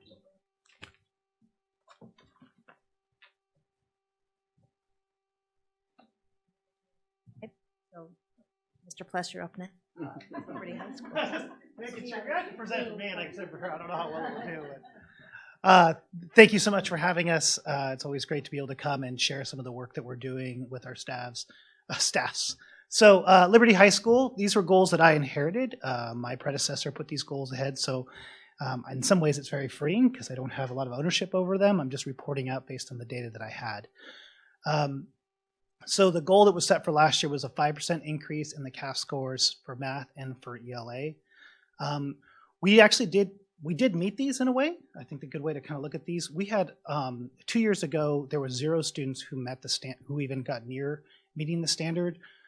The 2 years ago when we did the test, it got to 4% that in our school, because our numbers are really, really small, 4% is basically 1 student. 1 student had nearly met standards, and then last year for math, it went up to 17. I think that represents about 4 students this last year that got to nearly met standards. In math, it's particularly a challenge for us because our students come and they work through math at different paces. Because we're mostly 11th and 12th grade students, some students are already finished with math by the time they've got to that state. We focus mostly on getting through the high school graduation standards, which is really based on making sure that they're meeting that integrated 1 standard, and a lot of the math test is based more on the integrated 2 level. So math will particularly be a challenge for our school when it comes to this. We are going to do some things, and I'll talk about those. I think we're going to try to increase those. English, we actually did pretty well. We actually had, percentage-wise, we did great. We had a 10% increase. I could really tout that and say, wow, we moved up 10 percentage points. But again, because we have a small number, we went from having, 3 students or 2 students pass the test to having 6 students pass the test. This year, we'll have a new crop of 11th graders. We get them in 11th grade. They could literally come to our school a week before we give the test. You'll notice as we move into next year's, when I look at this year's goals, I'm not going to be as focused around some of these tests because I do think it's really difficult for us with our small numbers. They could be fantastic, but then the next year it could fall off. It really depends on that really small group of 11th graders that we have there. I think last year we had 32 kids that took the test for 11th grade. I think I need some remedial education. So Yeah. can you help me understand? I don't remember, maybe I never knew, the relationship between graduation standards and this standard. So to say, it kind of worries me that we graduate people who only 4% meet a standard, but I'm guessing because they're not the same. So our graduation requirement at this point requires 2 years of math and getting through what's the equivalent of Algebra 1 or Integrated 1. Which is just dependent upon what grade the teacher gives them, even if they're not meeting standard. Right, and so this test assesses standards through at least Integrated 2. I see. So that was part of the conversation we had I see. last year. They'll match the... Right, saying if we had that conversation with science too, is this test measures through the 3rd year of science, That's not a graduation but requirement. it's not a graduation requirement. Yeah. So, Yes. And I do think one thing that I think is reflected in these tests, and if I would urge the board to do one thing around testing, is really thinking about the fact that these tests are really, really strenuous. They are difficult and challenging things, and as adults to try to sit down and do them, I think all of us would find them to be challenging. To focus on a task for multiple hours in a row when you're a middle school or high school student is a challenge, particularly when they don't really feel that there's an incentive attached to it.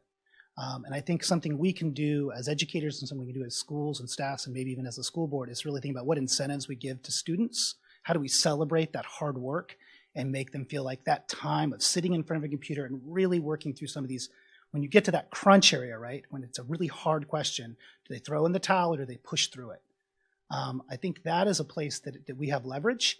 And I think that's a place where actually teachers are doing a great job giving the information, but are students going to be willing to, in that moment, on that standardized test in that one instant, be willing to push through it? Because these tests are designed to really get to that challenge stage. That's different than some of the old pencil and paper tests, where it was this kind of a base standard, and if you felt like you knew it, you kind of blew through. The kids who knew it kind of blew through it, felt good about it. This one's going to continue to push them. So they're all going to get to that place where there's that challenge moment. And at that challenge moment, do they push through? Do they try to apply everything that their math or English or history or science teacher taught them? Or do they say, oh, this is tough, I'm just guessing C and moving on? Or I'm going to write one sentence and hit enter. we should probably all take the test. Well, I can bring back another presentation and we can. Mic's off. I can't talk anymore. Some homework, you know. I'm being sanctioned. Yeah. No, but I mean. So moving on. But can I just ask that question? So is it? I've heard this culture of this. Do I do the test? Right? How much effort do I put in? I've heard this now a couple times, even from the students. Is it optional? Can a parent opt a kid out of a standardized test? A parent can opt a student out of a standardized test. However, we get sanctioned by the state when we don't meet a particular participation rate. We have to meet 95% participation rate, otherwise we get dinged. Could you share with us what the opt-out rate is? And I don't have it on hand. I don't have it on hand. I know that we did not get a ding in that area. However, my caveat is we did have some fluctuations, so we're looking at that. So some grade levels had high participation rates, some did not. Some student groups did not. So we had more opt-out in particular student groups. And so we're analyzing that. What's going on? How do we I've heard not stress out students among the students about getting their parents to opt them out because it doesn't matter. That doesn't matter to them. Right. So, but it does. How do we combat that? Right. It does in participation rates for our accountability with the state. Yeah. That's I remember we're taking the this idea of grit, right? Of when you're challenged in an exam and past getting through it. When I was taking the bar, most of the people who didn't pass because they just gave up, right? They got hard. It's a 3-day exam, and like in day 2, they go, I'm done. And they don't come back day 3, right? But they probably would have passed if they just tried.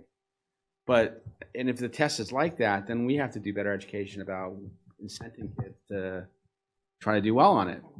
And Zach alluded to this, but remembering that this computer-based test is called computer adaptive, which means the better you do, it doesn't have a ceiling. You get harder and harder questions, and it's a good thing. It's a built-in mechanism because it gives us better data. And if you are not doing well, it ramps back the question, so it adjusts as you go. But as he said, they check out. They can check out. Yeah. So moving on through other goals, there was a goal that was written to produce a digital portfolio. This was something that just did not happen. When I talked to staff, it was like, oh yeah, I think we kind of talked about that, but it didn't. I was like, okay, well, that's an easy one to report on. We did not complete that one. Another one was a reduction. What was a digital portfolio? It had to do with really trying to make sure that we had an accumulation of all of their learning, and so that there was this kind of like end of the year, almost like a senior project type of a feel. And it was going to be digitized, but it was probably a great idea, and probably in this same moment last year, probably sounded like a good idea. There might have been some momentum around it, and it just kind of withered. So it did not get accomplished. We have some other pieces that we're going to look at in terms of long-term pieces for our students at Liberty. There was another one which 5% reduction, office referrals and suspensions. Referral data is actually really tricky. I think if we add in some of the stuff with the Swiss database, it's going to make it a lot easier for us to pull some of those numbers, but they're not really readily available for me to actually be able to go back 2 years and say, did we make this or not? Overall suspension days, if we look at total number of students suspended, actually went down, but I thought I couldn't really read in which way it was written, so I thought it'd be better to give you the glass half empty rather than glass full. We had 8 days of suspension 2 years ago, and then last year there was 11 days of suspension. So it did actually increase rather than decrease. But we are adjusting some things into our goals for this next year to really adjust some of those worries around discipline pieces. We want to continue to keep an academic test, but I think because our numbers are so small, I wanted to build in some flexibility. We could have a batch of kids who do really well on the English test. We could have a batch of kids who do better on the math test. So I think what we tried to build in here was would increase in overall the CAS percentages, both in math or in ELA, from 25% to 30%. So theoretically, we could, in that system, we could double count a kid. If a kid passed both tests, they'd kind of be double counting for us in that situation. But it is trying to say what kind of an increase. We're trying to think of it across the board. For students at Liberty, my big goal, again, echoing what I was trying to emphasize, is what can I do to really make sure that students understand that this is worth their time and effort to invest themselves fully in. So it's things that I've brought to cabinet and things that I'll continue to kind of think about is what ways can we really motivate students to get them to want to do that. Because I think our kids are smart enough and talented enough to do it. But for students at Liberty, a lot of times we have a very almost an economy. You do this, we give you that. And so that's great. It's a good motivating tool. But when all of a sudden that economy changes in the spring for a week, it's hard for students to adjust. So how do we build that in? Another thing, and one of the reasons we're going to do some support around that is because we don't have students always taking math all the way throughout the entire year. We're going to add in some afternoon math courses. We'll offer credits for students to go so they can kind of refresh their skills before the test. We'll do some work around trying to build in interim assessments. They have not done interim assessments at Liberty, so we'll try to add in 2 interim assessments, both in English and in math this year. So hopefully that will kind of gear us up a little bit more and get at least the test a little bit more well known. Because although this test has been around for 3 years, 11th graders haven't experienced it as much because there is that gap between 8th grade, they're not tested 9th or 10th. So our 11th graders are kind of a little less exposed than middle school students who have really been doing it every single year since 3rd grade. Climate and culture, we're going to increase the, I asked a simple survey. I really liked what Trustee Morgan said about having a real simple survey. So I asked students every month 3 questions. We really focus around advisory. Advisories are small groups that students meet in. There's probably 11 or 12 students in each one of these advisories. And that's kind of like our smaller families within the overall Liberty family. And I asked them 3 questions. 1, do you think you're going to do well at Liberty? We had 100% of students say that they agreed or strongly agreed with that statement. Do you feel like your advisor, your teacher really wants you to do well at Liberty?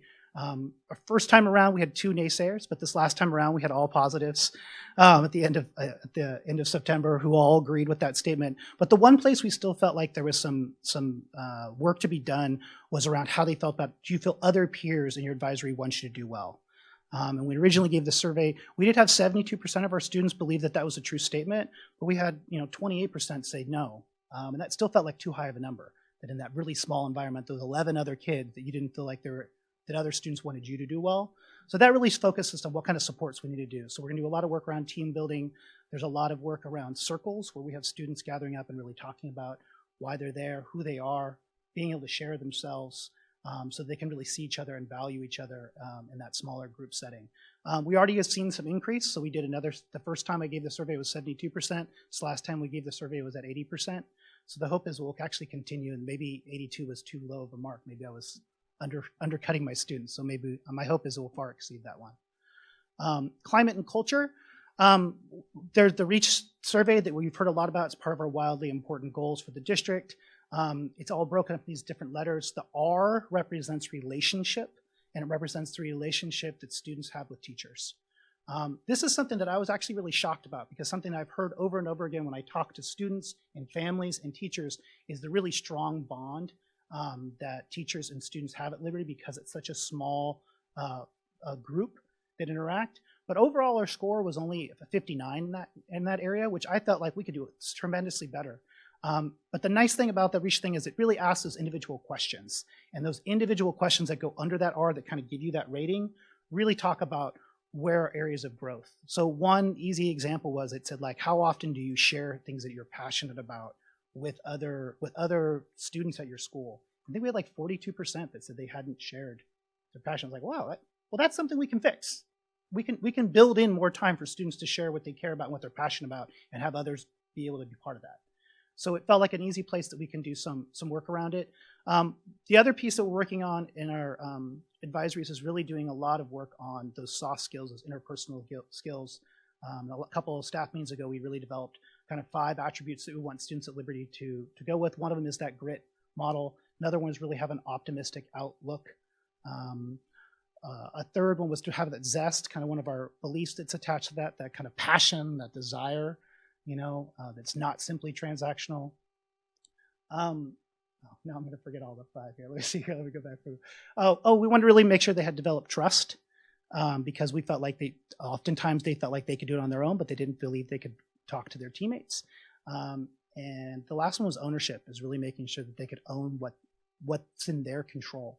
Too often we hear about things that led them there, from family, from failures, past failures at other institutions, at other schools, with other teachers, and sometimes that kind of brings them down. So what can you own? What is part of your piece? What are you going to do to deal with this? What are you going to do to overcome? We're also doing a lot of work around restorative justice practices, which is moving away from that idea that you committed a crime or something that needs to be punished.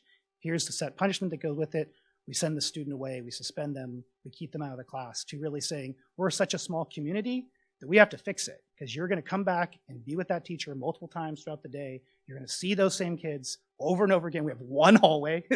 You can't avoid anybody at our school. So really figuring out what mistakes are being made and how do we fix those.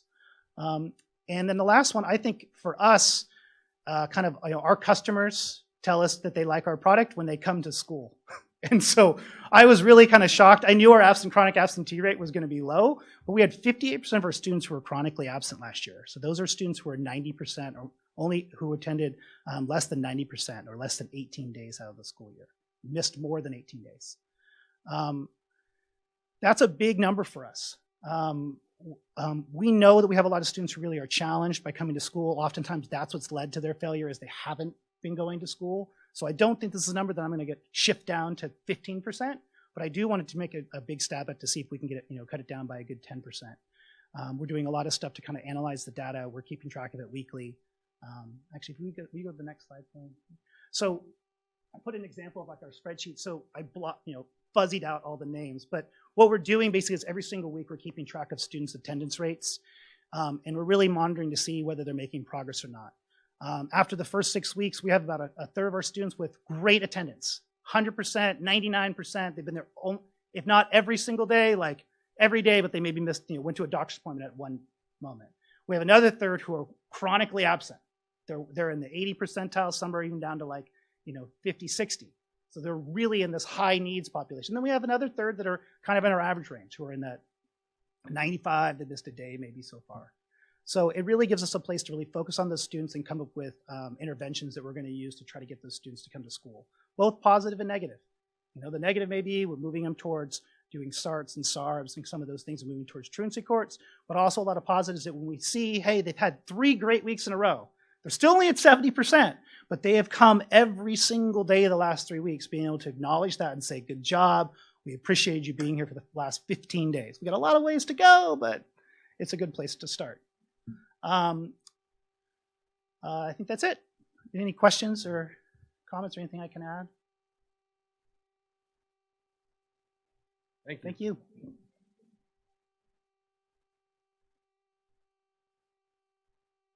And Ms. Kleinschmidt.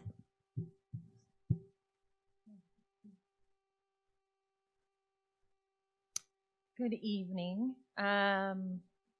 Beatson introduced us as having brief presentations. I will try to keep it brief. There's a ton of information and work that's been happening at the high school. And so I'll start by reviewing our goals and some of the work from last year, and then launch into what we're working on already this year. And so our first 2 goals that I'll talk with you about are related to our staff using Illuminate, our parents using Naviance, and really being able to dig into the data that we have available and making better use of the systems that we have in place there. And so we were able to send 4 teacher leaders to Illuminate training, their DNA training, over the summer.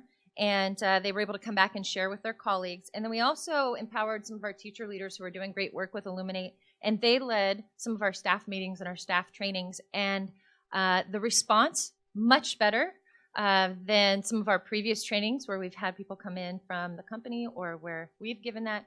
And I think it was a different comfort level. And really, we focused on immediate hands-on tools, something they could go right back to their classroom and use, and something they actually could create in the meeting as they were working on it. And so we found that to be very helpful, and we're continuing that practice this year in our meetings. We used Illuminate to capture data and provide reports for our benchmark assessments as well. And that's some work that we've really been pushing on over the last few years, and we're continuing to push even harder this year, and finally seeing some growth in that area, and are scheduling specific time to do that work as an administrative team with our department chairs, and then to sort of ripple that out to the departments so that we are digging into data that we hope will be predictive of how students are doing and what they might do on the CASP each year. For parents, we were able to hold 5 Naviance and Power School trainings that were really well attended. We weren't sure how that would go over, but we were pleasantly surprised. We held those during 2 different parent workshops, one in the fall, one in the spring, and then also we held a session prior to open house in the spring. Since parents were already coming to campus, we were able to capture them, and in some of those cases, the room was packed, and we had to sort of turn people away to come back to the next session. So we've been doing that again this year. We did that for our back to school night. We held a session beforehand. We've already held 1 parent workshop. And so while you won't see this continuing to be reflected in this year's goals, it's because we feel that we met this goal, and it's now a part of what we're doing, and we're going to keep doing that. In addition, we have our goal around 80% of parents, students, and staff reporting satisfaction with our communication. That was an area that we were hearing that people wanted more communication. They wanted to feel more informed, more a part of what was going on. And so we really focused on that in several ways. One of the things that we did was implemented a monthly newsletter, which we tried to send out to all of you as well so that you're informed and a part of what's going on. That has had a great response. And I think we found that at the end of the year when we did our spring survey, a lot of the feedback that we received, I was shocked by the number. I think it was around 90% of parents were saying that they received and read that newsletter on a monthly basis. Now, it's probably likely that the parents who answered the survey were the parents who were receiving that and reading that. So we're aware, and part of what we're going to work on this year is making sure to get a wider response from parents. But we did receive 430 total responses to our spring survey, made up of students, parents, and a large number of staff. So we're happy to have a statistically reliable data. And then we'll work on increasing that response rate as well. But overall, the report of satisfaction with communication was definitely increased, noticeably increased. The last time we gave this survey was 2013, and at that time it was given in preparation for a WASC visit. I think unfortunately it sort of went by the wayside when we didn't have WASC knocking at our door, but we want to build this in as an annual survey so that we can really see areas of growth and areas that we need to continue to work on. I think we might have skipped one I'm going to say slide. not to make you jump back. Yeah, but, I think okay. we skipped one. We'll go back. Perfect. So our kind of going backwards in our first three goals. So the goal that 100% of our staff will participate in data-centric meetings. This was done with a lot of intention around a WASC recommendation and the knowledge that we have a ton of data. We need to be using it. We can get so much more information and a much clearer picture of why things are happening on our campus if we're digging into that information. And so we built in opportunities every month for staff to be a part of the data-centric meetings, the conversations that we were often having as administration, but not having with the teachers who are doing such important work. So we built those into our monthly staff meetings, our department meetings. We provided protocols to look at that information. We offered prep period meetings on focused subjects so that teachers could attend that as well. We were very intentional about that. We also created basically a data plan. What data is available to us each month so that we're looking at it on a regular basis with a lot of intention behind it. And that was very helpful so that we could really plan how we used that and used our time. We also did this in our department chair meetings. So we had sort of a revamp with our department chairs. In the past, I'd say it was 3 or 4 years ago, we had both our department chair team and a leadership team. And the leadership team was really created by the principal at that time to bring teachers together and be a sounding board and make some decisions. And our department chairs were sort of left out of that process. And so one of the changes that I made coming in last year was to put that leadership back into our department chairs, invest in that, do professional development around that, and really empower them to be part of that conversation and to lead their departments. And so I think that that's been a really nice step forward. We're continuing to practice that and bring tasks to our meetings rather than just discussions to our meetings. And we are seeing some change continue this year as well, which is really nice. As far as our goal to have 100% of our new teachers and 80% of our staff overall feel connected to campus, we recognize that we were having a lot of new staff join our team each year, sometimes as many as 12, 13, or 14 new staff. And we wanted to make sure that they felt welcomed, connected, supported, and that we were able to retain these teachers. And so we started a monthly new teacher support luncheon. We provided lunch, sometimes 1 or 2 topics on the agenda, otherwise just time to get together, hear what was happening, provide solutions to one another, have that conversation in that space. We also invited department chairs so that they could come and be a support to the new teachers in their department. And the satisfaction for our new teachers in a survey was 100%. So we were very happy with meeting that goal. We listened to them and got information about how we might tweak that and not have that during lunch, because that's a pretty special time of day. And so we're doing that at a different time in the week, but still providing that as well. And then we had 87.4% of our staff report satisfaction in our survey, which is definitely an increase as well. And we're going to continue to work on that. We would love that to be 100% of all of our staff. But we implemented monthly prep period meetings, as I mentioned earlier, just a chance to be available, to talk about whatever needed to be discussed, and definitely any topics that were of interest at that moment. If something happened on campus that we needed to discuss, if there was something happening related to the bell schedule. That was a big topic that we talked about at several prep period meetings. So the time was used well. This year we've shifted that, and it now happens after school on a Wednesday or Thursday, since we have some time built in there. And again, frees up the teacher's time a little bit more as well.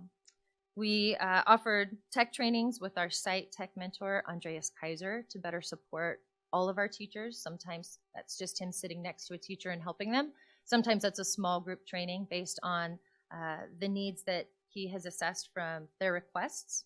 And then another thing that we did, which was definitely just more of a fun piece, but I think built in that connection, was we intentionally planned 6 staff social events. Some on campus right after school to make it very easy. We did pizza and ping pong at the beginning of the year and had over 40 teachers and staff come. We got rained out one day when we were planning to go play bocce, so instead we did badminton. But we had fun together and brought people together. We had our first staff event on the Friday of the first week of full week of school this year, and we had over 60 staff attend. One of our staff hosted it in their backyard, and many people commented it was the best staff event they'd been to in years based on the turnout, and I think shows a good direction for that as well. And so our final goal that I'll cover for this past year was 100% of our staff would feel prepared for the new bell schedule. That was a huge undertaking, and for a lot of people, a scary one, to have their entire schedule changed to a modified block schedule with an access period that no one really knew what that would feel like day to day. And so the work around this, we had a committee, a schedule implementation committee last year, and we met more than once a month to really discuss, to go out, gather information, gather feedback, tons of surveys, to really discuss what are those fears, what are the suggestions, how can we plan for this to be as successful as possible. And the feedback and the learning that came out of that was just tremendous, and it really led to how we implemented that this year. While we didn't get the vote quite as early in the year as we had hoped to be able to hold a preview period, we were hoping to have 2 weeks to preview the new schedule. We then put a lot of intention into how we started this year. So we started this year with a full day, actually 2 days of professional development, specifically built towards preparing for the block days. Those were the different days of 86 minutes rather than 58. And then a lot of intention around access period. So when we first started that, and I think we've talked or presented a little bit about this, we started with no student movement. They were assigned an access teacher. They stayed there for the first 2 weeks. And we started slowly building in events, an assembly for all of our freshmen, college and career speakers coming in. On the 3rd week, we released them and allowed them to start getting passes from teachers to go make up quizzes and tests and get help. And it has been tremendous. Actually, just today, we had our senior panoramic picture during access period. They didn't miss out on first period, which they've done every other year. And so it went probably the best it's ever gone. It took the least amount of time, but they all showed up. They did what they needed to do. They went back to class. The other students, they had their pass, their student ID, and it's built a culture of trust, I think, with the students. The teachers now have an opportunity to say, I need you to come and see me. We need to work on this, or we need to talk about this. The teachers are finding so many ways to make this time useful and hopefully not have to give up lunch and after school time to make those meetings happen. So we've already done one survey. We did an initial survey of staff, students, and parents to ask about just basic feedback on the new schedule. And we had about 75% that reported that they were very satisfied with the new schedule. And we had a little bit more than that that said, would you want us to go back to a schedule that did not have access period? There was a clear no. And that's what we found at other schools. We actually had 2 different groups of staff, teachers, that we took to visit 3 schools last year at the end of the year, schools that had a block or modified block schedule and had that access period so that we could see how it worked and get real feedback from teachers and counselors and students. And that was the feedback we heard. Some schools, they weren't too sure about what that was going to look like, but a year, 5 years into it, they said they would never go back. And so we are glad to see that we're having the same results so far, and we're continuing to work on what we can offer during that access period, and we've got just great ideas coming in now from parents, teachers, students. Any questions about last year's goals? I will add, just as a reminder, our goals each year really do come not just from what we recognize at the site level and at the district level that we need to be working on, but also from our WASC visits. And so we might be a little bit unique in that, as well as Liberty, that we're visited by WASC and given recommendations each cycle. So our last visit came with the 2015 and 16 year. It was a mid-cycle visit, and we were given 4 recommendations. And so just to sort of frame our conversation, the first was on leadership stability at the site level. They visited on a year that we had an interim principal, so that's not a surprise. Hopefully we've accomplished that, or we're on our way. The second recommendation was around professional development, that we would expand and more effectively structure the focus and the availability of our professional development. And so that's been a key focus area for us as well. The third was on use of data. So you'll see that's why data is just built in throughout all of our goals, past and present.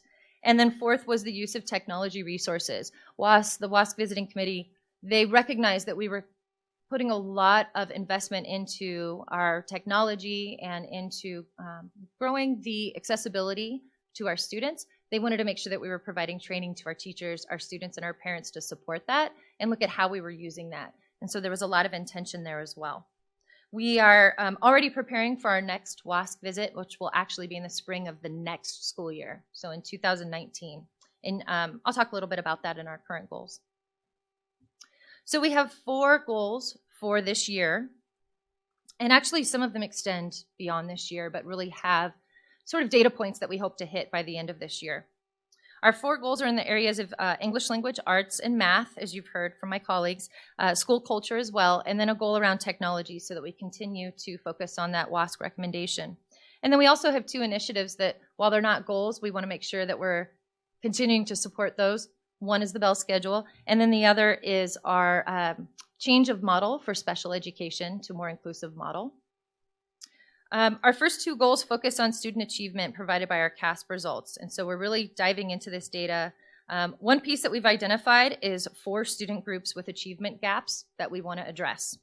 So those groups are consistent across the district. That's our students with disabilities, our students who are economically disadvantaged, our African American students, and our students of 2 or more races. And that maybe fluctuates depending on English, language, arts, and math, but I'll be real honest with our data. We believe that the change to our special education model at Benicia High School towards more inclusion for our students with disabilities really will support this work that we're doing, and I'll hopefully explain how that is. But rather than separate students into resource classes that are maybe moving at a slower pace or covering different content in a different way, that students are supported within the general education classes, that they're receiving the same instruction on the same standards, and moving at a similar pace with more support. We are looking at this data to determine, as an important measure, our college and career readiness indicators. And so our chart, our dashboard, looks a little bit different because we're not just looking at our English language arts and our math scores. We're looking at our overall college and career readiness indicators, and that is part of that indication. Part of that also is our A through G requirements. Our students showing that they are meeting the requirements necessary to move on to CSU or UC. And, you know, unfortunately, this has actually declined. So we went from 49.5% meeting the A through G requirements for the class of 2016 to 43%. So we went down 6.5 percentage points.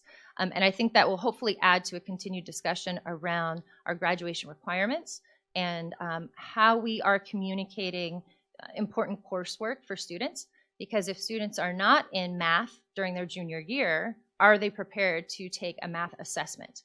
And that's something that we have worked on as well. But I think one highlight within this is our 2017 advanced placement, our AP class scores. We have increased year after year in terms of the number of students taking AP classes because we have essentially opened the doors, and we have less restraints on telling a student, yes, you can take an AP class, or no, you don't qualify. Instead, if you want to take a college level course and you're committing to that level of work, we welcome you. And so we had 711 exams taken by 354 students, and this was an increase from last year at 349 students, so it went up by 5, and taking 682 exams, so it went up by about 30. And that probably comes with a few new AP courses as well, like AP Computer Science Principles and AP Capstone. But we're happy to see that we're encouraging students to challenge themselves and that they're rising to that occasion. The other positive to that is our passage rate didn't change. So more students taking more tests, and our passage rate stayed exactly the same at 63%, which is well above the state and national average.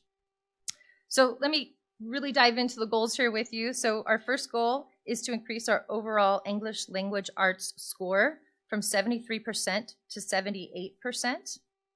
And this is sort of a continuation of a goal we rebounded this year. We actually had declined in 2015-16, we had declined 8 percentage points. So we really wanted to address that and make sure that our students were performing to the level that we knew that they could. And so we are working to have them continue to grow, but specifically looking at those student subgroups where we see the achievement gaps. So for instance, our students with disabilities, only 27% of our students with disabilities met or exceeded the standards, which is obviously well below our 73% overall score. So we really feel that by focusing on those student groups, that if they're increasing, our overall increases as well. And that's the same for all of our student groups there. So we have already implemented a system of 4 common assessments or benchmarks, and are requiring that at least 2 of those be the interim assessment blocks, so that students are using the CASP system, seeing those test questions. We did 3 of those interim assessment blocks last year with our juniors prior to taking CASP, and we think that's part of why we see this increase, is because there was a familiarity, a comfort level for our teachers and our students, that they're an understanding of the test questions and what was going to be expected of them. We also are working to provide specific CASP training to all of the teachers in the English Language Arts Department. You'll hear that also with math. And then training with Illuminate so that they can access that data and that information to see how their students are doing. Because if the students don't know how they're doing, they don't know what they need to improve on. So making sure that they get that information as well. And then we are able to use the access period to provide those interventions to students who maybe are struggling, that we're able to identify them and then work with our teachers to pull them in and provide them with more specific support and instruction. We also provide an after-school English lab, but a lot of our students are involved in after-school activities and different things going on. So we recognize that it's not always easy to attend something after school. For our math goal, we were very excited to see a second year of growth in our math scores, partially because we just weren't happy with our math scores the first and second year, and we knew we could do better than that. And so we did increase by 8%. We're working to, and then by 7%. We're working to continue to increase that. This created such a good conversation between administration and the math department. I first posed a goal of a 10% increase, and they kind of looked at me like I was crazy, because they're math teachers and they knew that 10 percentage points wasn't a 10% increase, right? It was much higher than that. And so it created a really good conversation around what is our long-term goal, to allude to your question earlier. And so we were able to actually get together and talk about a 5-year goal. And they broke out the charts and the graphs and helped me explain that, you know, you're not always going to be able to grow this huge percentage, because at some point you're going to be over 100%, and that's just not realistic. So what is the growth that we're looking for over 5 years? Where do we want to be in 5 years' time? And then how can we make that happen in increments? And so what we came to was actually a 5-year goal, with the 1-year goal of being a 3.6%. It turns out to be an average of 3.6% increase each year for 5 years, reaching a 70% mark. So what we decided was, you know what, 70%, that is right now, that's our goal. If we can hit 70% in math, we are doing really, really well. And we have grown from 2015 to 2020, 21 to a great place. And so I think it's kind of nice to have that in mind. And if we exceed that 3.6, we'll keep the pedal to the metal and we'll keep working on that. But they're also doing common assessments. Math is just, they're working hard. All of their assessments are common assessments, every single chapter. And they get together every day at lunch and they're looking at, which question did 80% of the kids get wrong and what was wrong with that question? Or, what did they really struggle with? And wow, your kids did better than my kids on that one, so what did you do differently? And the conversations are happening on such a regular basis that I really think that that speaks to why they're seeing the growth that they're seeing over the last few years. We also did a math placement test for all of our freshmen, as we heard earlier, and are working on any changes of placement that might be needed. Or if not a change of placement, those additional supports, because that tells us a story. We then looked at every single student. We looked at their attendance. We looked at, are they new to our district? We looked at every factor we could think of to really determine how can we best help this student be successful. And so out of that, we have a list of students that we've already started meeting with them and their parents for SST meetings, or talking with their teacher to pull them in on access more often. And so that work has actually already started there. Our third goal is around climate and culture.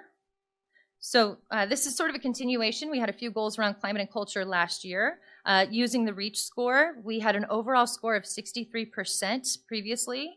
We want to get to 70. The reason behind those numbers is that 63 falls into the category of approaching the goal that REACH sets for schools. 70% is considered, it's actually the minimum number for meeting the goal. We want to meet the goal.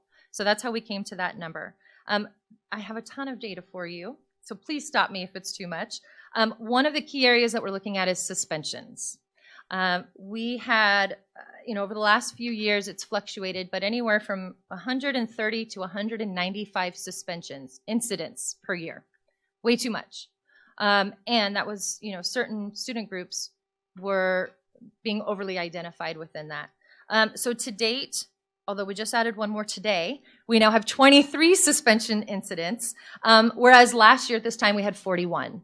So we are really working to find alternative means to make corrective action with students and have some different conversations, and look at our practices and what we're doing as well. I think some of us came out as young administrators and we were pretty gung-ho and made our mark, and hopefully we can kind of back off and do it in a different way that cultivates trust and relationships.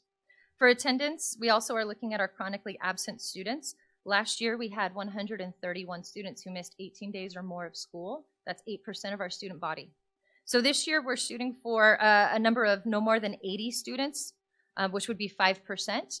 And the way that we are doing that is all of the vice principals have pulled the list of those chronically absent students from last year, and they're already meeting with them, looking at their attendance already this year, what are they on track for, as well as pulling students who are hitting those marks already, because now that we're in the second, third month of school, students who've been absent 2 or 3 days are on track to be chronically absent.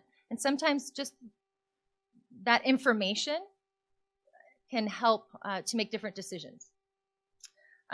We have specific areas on the REACH survey score that we're looking to focus on, that students feel that we believe in them, that they feel a sense of belonging at school, that they're receiving interesting and engaging instruction, and also, this was our lowest score actually, that they feel that there's a culturally inclusive and affirming instruction or respect for other cultures in the classroom. And so we are really pinpointing our focus on that area. Is there a question on safety, on how they felt, whether they felt safe at school? There is, and that was actually a high number. It was. I don't remember what it is off the top of my head, but I can get that back to you. Yeah. We also do a spring survey as part of our site council, and so we look at those responses as well, and are those in line with the REACH scores? Are we seeing different information, why that might be? The questions are worded very differently, and some are on specific topics. We are also in our second year of the PBIS implementation. We're actually taking 2 years to do the first year of implementation because the number of students and teachers that we have. And so this year we're working on the incentive pieces. For the month of September, we had some incentives for perfect attendance. We didn't announce that until midway through the month. We still had over 400 students, over a quarter of our school, that got perfect attendance for the month of September. So we were very excited about that. And we selected one student at random from each grade, and they received a nice little prize. Some of the things that we're doing around culture specifically, we are doing a theme again this year. We started that last year. This year our theme is Panthers Are Connected. and we're using that with our parents and having parent connection events. We have our second coffee chat with the administrators next Tuesday. We're using that in our newsletter and wherever we can.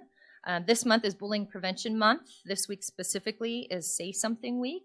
Next week, Red Ribbon Week. So we're really trying to capitalize on all the opportunities that already exist. And then in April, to address one of our specific scores, we are going to start for the first time ever a week dedicated to celebrating diversity on our campus and bring in guest speakers. And I've already worked with Tanya Courtney with Food Services, and she's going to be offering free samples of different foods from different cultures during lunchtime and just really make it a celebration on campus. And then the last thing I'll mention under this goal is we have brought back focus groups, which in the past has happened because WASC is coming. And we want to make it more intentional and more part of our culture and what we do. And so we have 8 different focus groups. All of our staff are in a group, and we're meeting 5 times through the year for discussion, dialogue, and some work that we need to do as a staff for our ongoing WASC work. Our final goal is around technology. That at least 50% of our teachers would say that they're regular users of technology, which kind of seems like a low number, but how they're using it in the classroom, and regular being 3 or 4 times per week as part of their instruction. And we are using the SAMR model, which stands for substitution, augmentation, modification, and redefinition, so that they can sort of self-assess where they are on that scale of how they're using technology. And then a piece to that is that every teacher adds at least one tech tool to their toolbox this year, and providing training around that as well. I mentioned our additional initiatives earlier around access period, the new schedule, and then also around our new special education model. Any questions around our goals for this year? And I actually cut out about half of the data I was going to share with you. All right, so our highlights. So our highlight that I chose for today is our growing career technical education programs. And I know we've talked about these a lot, and I think it's just because they are so special. And I just read an article yesterday or today that really focuses on what are we doing to prepare students for their careers. And really that we are not just college and career ready, that we're career ready. And for some students that includes college, and for some students it doesn't.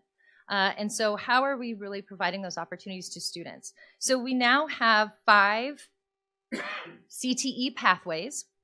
We added 2 this year. Actually, we added 3 because we had our dance teacher get her CTE credential within the last few weeks. So what's exciting about that is now our performing arts falls under a career pathway. So we're very excited about that. College or career readiness, completing a pathway is one of the indicators in college and career readiness that the state measures. So while they're looking at A through G completion and they're looking at their scores on the CASP, they're also looking at, did they complete a pathway? Did they do 2 or more classes in that industry sector? Last year, we graduated 22 students who had completed pathways. We're on track to double that number this year, so we're very excited about that. And we're doing that with a lot of great work of new staff as well as our existing staff. It'll take us another year to fully grow those new programs because it does have to be 2 years or more. So I think the end of next year is when we'll really see that growth happen. That's all I have, I swear. Any other questions? I just want to thank each of the leaders for their presentations. They were very impressive, but even more than that, please take back to your sites our appreciation. They do a lot of great work. I know that you stand here representing them and the work that they put into these presentations, but the day-to-day, the work they do, it's really great. The district has progressed so much in a short number of years. I was thinking, Gary, our daughters graduated from Benicia High in 2011, and it's not even the same school. I've got my son there now. It's not even the same school. So thank you for all the great work you do. We're awesome. Thank you. Do we have any public questions or comments? Okay, do we have a motion to? Motion to approve the site plans as reviewed. I'll second that. All in favor say aye. Aye. Any opposed? Okay, it passes. And with that, I will adjourn our meeting. So you guys all go home and I'll go to work.